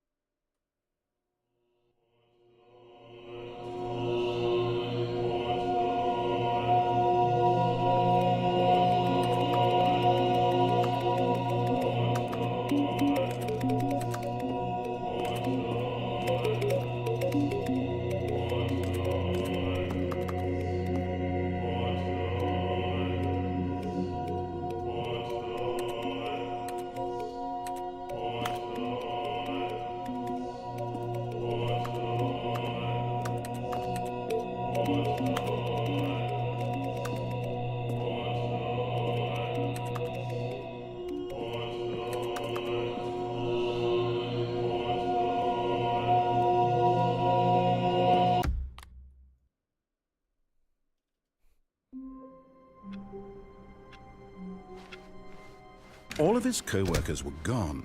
What could it mean? Stanley decided to go to the meeting room. Perhaps he had simply missed a memo. A good bucket, a strong bucket, a humble bucket, a committed bucket, a bucket of culture and distinction. Stanley clutched the bucket tightly to his chest. This was not the correct way to the meeting room, but Stanley had felt the bucket calling to him, telling him that the employee lounge was simply the place to be. And here it was. Had the bucket turned out to be correct? No, never mind. The bucket was wrong. Stanley took the door on his left to go back to the meeting room. No, Said the bucket.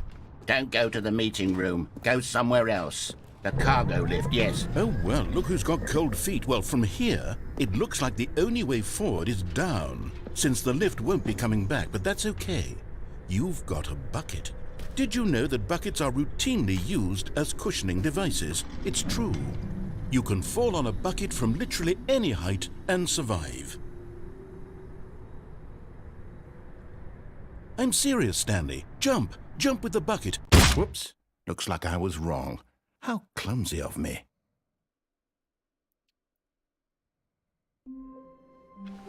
Stanley had never seen the office this brightly lit.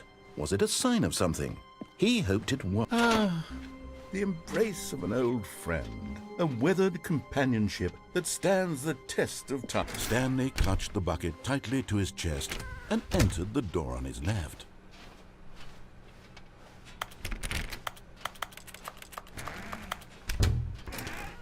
Still no one was here.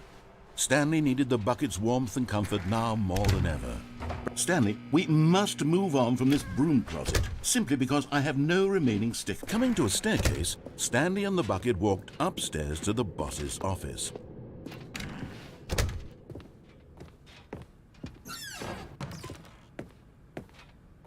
Stepping into his manager's office, Stanley was once again stunned to discover not an indication of any human life.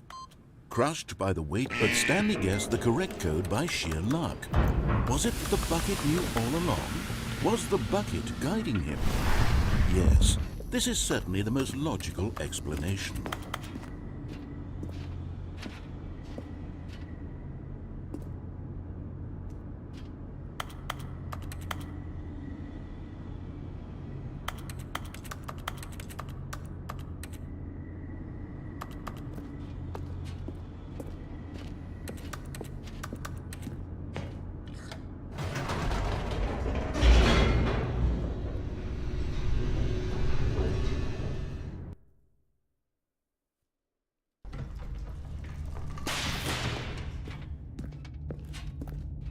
Stanley and the bucket walked straight ahead through the large door that read, Mind Control. Although this passageway had the word escape written on it, the truth was that at the end of this hall, Stanley and the bucket would both meet a violent death.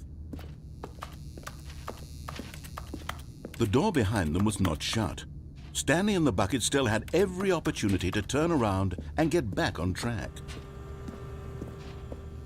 At this point, Stanley and the bucket were knowingly walking forward into a very painful death for each of them.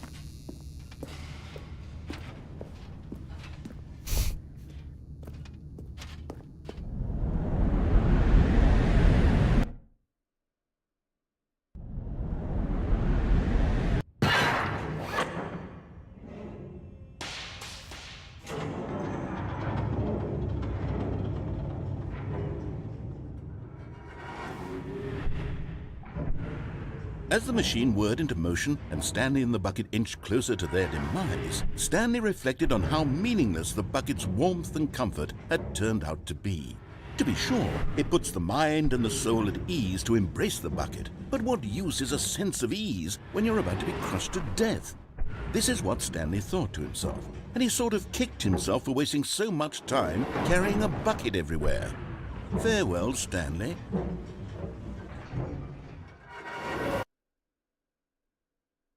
"Farewell, Stanley," cried the narrator, as Stanley and the bucket were led helplessly into the enormous metal jaws.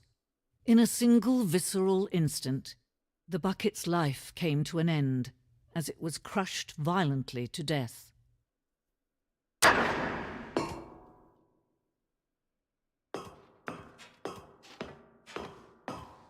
It was a shame, the death of such a magnificent bucket.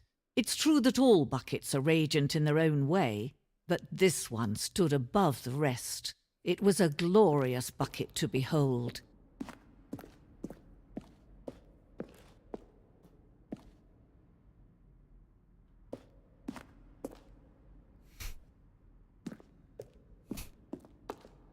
Can you see how arrogant it was for Stanley to take a bucket like this and to claim it for his own? Can you see the hubris that blinded him? Can you see that the bucket is far more noble than Stanley will ever be in his short life? No man can own a bucket, and certainly not a bucket as dazzling to behold as this one. It is man who should kneel before the bucket.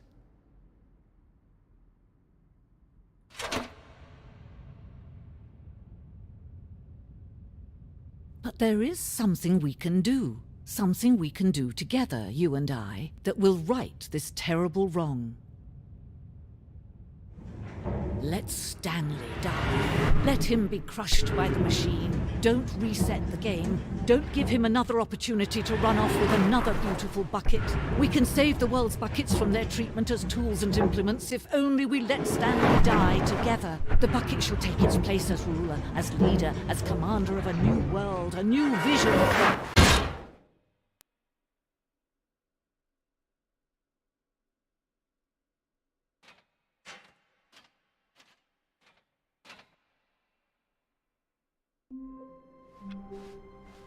I can't wait to tell this story to my co-workers, Stanley thought. How amusing they'll find it. Oh, won't we all just laugh and laugh at the time I thought everyone had gone missing.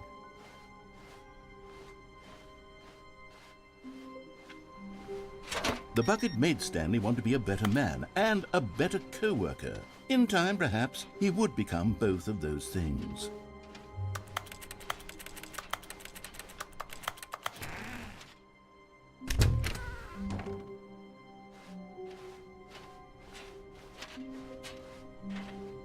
Stanley clutched the bucket tightly to his chest and entered the door on his left.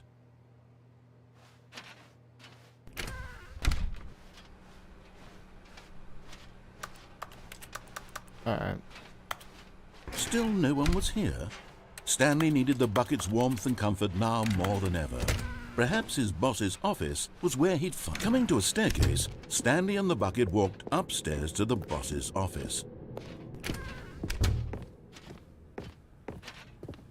Stepping into his manager's office, Stanley was once again stunned to discover not an indication of any human life. But Stanley guessed the correct code by sheer luck. Was it that the bucket knew all along? Was the bucket guiding him? Yes, this is certainly the most logical explanation.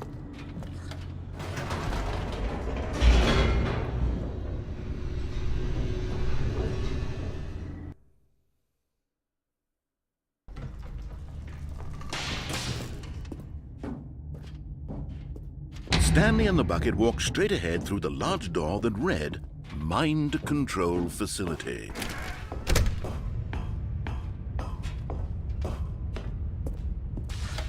The lights rose on an enormous room packed with television screens.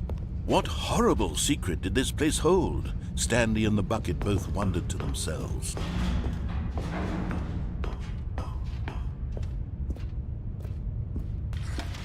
The monitors jumped to life, and Stanley nearly dropped the bucket in shock. Everyone in the office was being videotaped, monitored like guinea pigs. The bucket had never seen anything like this, and it very nearly burst into tears as Stanley cradled it gently, reassuring it that everything would be fine.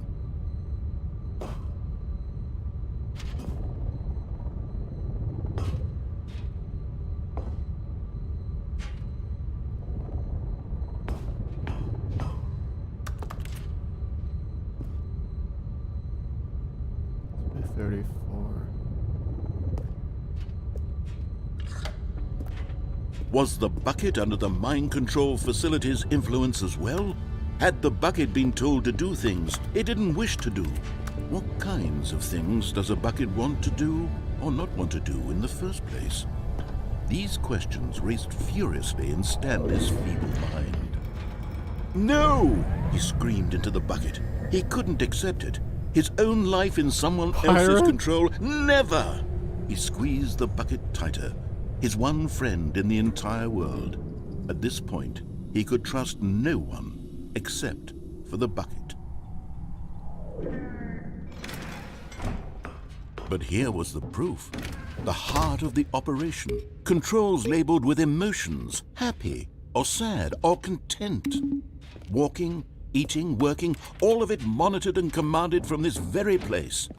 And as the cold reality of his past began to sink in, Stanley decided that this machinery would never again exert its terrible power over another human life.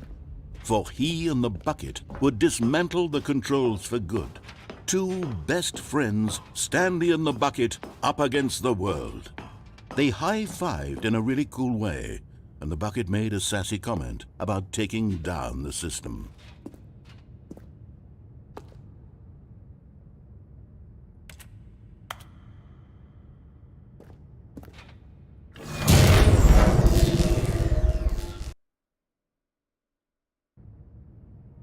Stanley and the bucket waited in blackness. Was it over? Yes, they had done it. Stanley and the bucket had defeated their greatest and darkest enemy, freed themselves from the tyrannical grip of the evil mind control machine. Freedom was now mere moments away. Excitedly, the two of them began to discuss the kind of life they wanted to live once they stepped through this massive door. The bucket wanted to learn to roller skate. Stanley wanted to sneeze in every country on Earth. Both of them wanted to begin watching a movie, any movie, but then stop it halfway through and begin watching it in reverse from the end. True, it was a simple life they envisioned, but it was one they'd lived together, with one another to lean on, to trust, to support, and... Oh, no. What? Wait. What was happening? Why had the door stopped? Was Stanley and the bucket not about to be freed? An unbearable silence filled the room, lingering in uncertainty, until finally the truth hit Stanley square in the face. This building did not want the bucket to leave. Even the facility itself recognized the incredible calming presence of the bucket, needed the soothing warmth of the bucket, would go to any lengths not to part with the bucket. No. Stanley can't leave this place, not while he has such a precious bucket in his arms, not while this building has anything to say about it. Stanley realized he would never again leave this very room, but at least he has the bucket. To be trapped eternally in darkness isn't really so bad, Stanley thought to himself. As long as I have my bucket with me, right? I'll be okay, won't I? Stanley gulped. Very soon now, he was about to find out.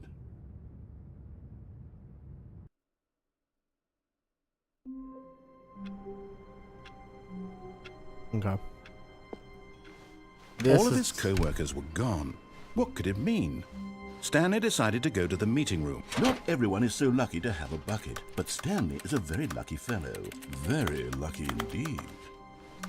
Stanley clutched the bucket tightly to his chest and entered the door on his left. Okay, there's two things I want to do still.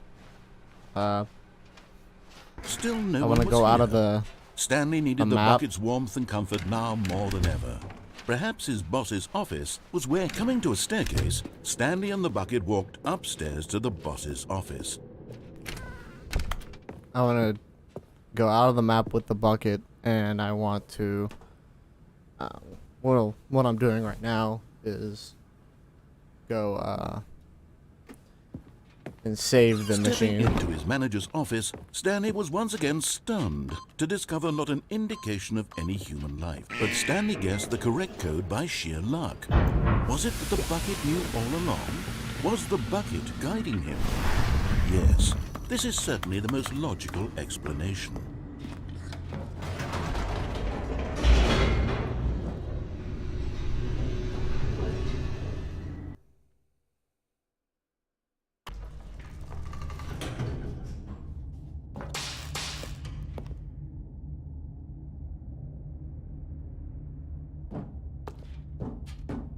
Stanley and the bucket walked straight ahead through the large door that read, Mind Control Facility.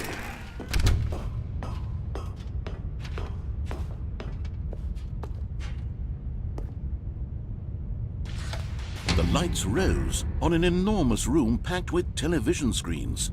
What horrible secret did this place hold? Stanley and the bucket both wondered to themselves. The monitors jumped to life, and Stanley nearly dropped the bucket in shock. Everyone in the office was being videotaped, monitored like guinea pigs. The bucket had never seen anything like this, and it very nearly burst into tears as Stanley cradled it gently, reassuring it that everything would be... Was the bucket under the mind control facility's influence as well? Had the bucket been told to do things it didn't wish to do? What kinds of things does a bucket want to do or not want to do in the first place? These questions raced furiously in Stanley's feeble mind. No! He screamed into the bucket. He couldn't accept it. His own life in someone else's control, never! He squeezed the bucket tighter, his one friend in the entire world. At this point, he could trust no one except for the bucket. But here was the proof. The heart of the operation. Controls labeled with emotions, happy or sad or content. Walking, eating, working, all of it monitored and commanded from this very place. And as the cold reality of his past began to sink in, Stanley decided that this machinery would never again exert its terrible power over another human life. For he and the bucket would dismantle the controls for good. Two best friends, Stanley and the bucket, up against the world. They high-fived in a really cool way, and the bucket made a sassy comment about taking down the system. But at the last second, the bucket jumped in and pressed the button to turn on the controls. Stanley gasped in horror. Had this been the bucket's plan all along? To take over the machine and claim the power for itself? How could the bucket have betrayed him like this? Stanley was prepared to throw the bucket away in disgust when suddenly an image appeared upon the enormous screen. Birds. Silly, silly birds. The control buttons became active again. Stanley flipped through one video of silly birds after another, and then it dawned on him. This wasn't a mind control facility at all. It was a facility for monitoring and surveilling silly birds all over the world. The mind controls were only a facade to disguise its true intentions. Had the bucket known this all along? Stanley marveled at the metal genius in his hands, the one who had pointed him towards this incredible discovery. Stanley and the bucket never found freedom because they spent the rest of their lives here in this place, flipping through live streams of the silliest birds imaginable. Of all the possible paths his life could have taken, this one was surely the best. And Stanley was happy.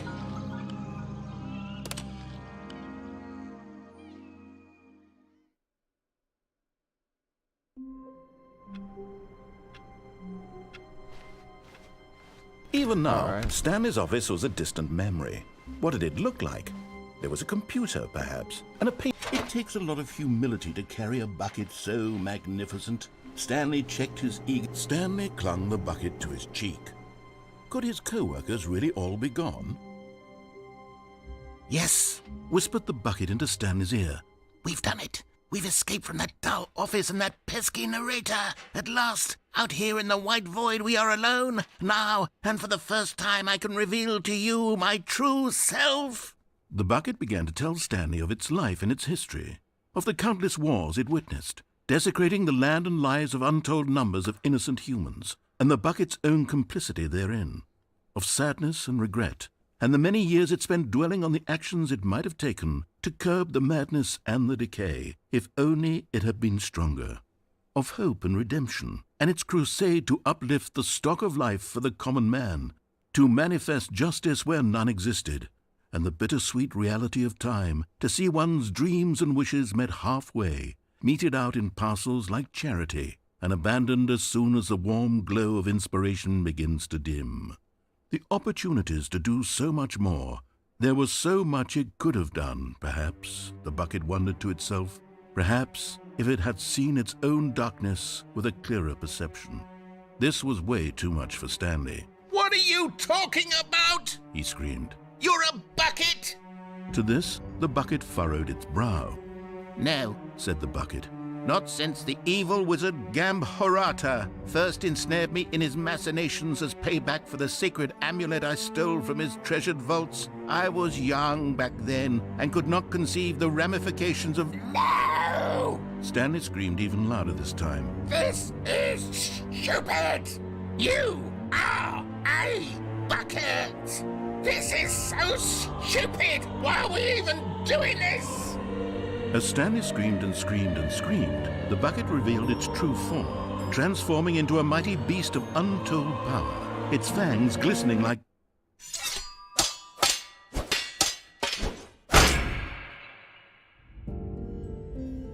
My God, Stanley, you did it.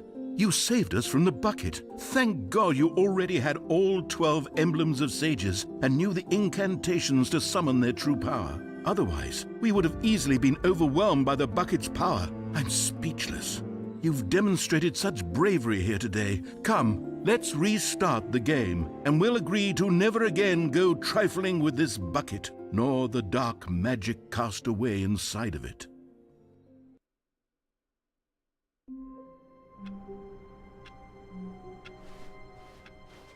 Someone was following Stanley. He was sure of it.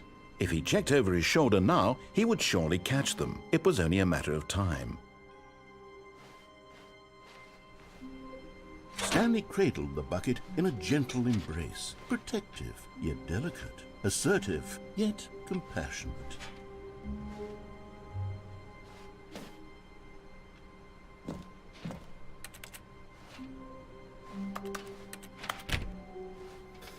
All right. That's gonna do it for me. I'll definitely play this game more and more. See what else I can find. Thank you guys so much for watching. And I believe that the next stream is gonna be me getting my rank in Overwatch. So hope to see you guys there. I hope you enjoyed.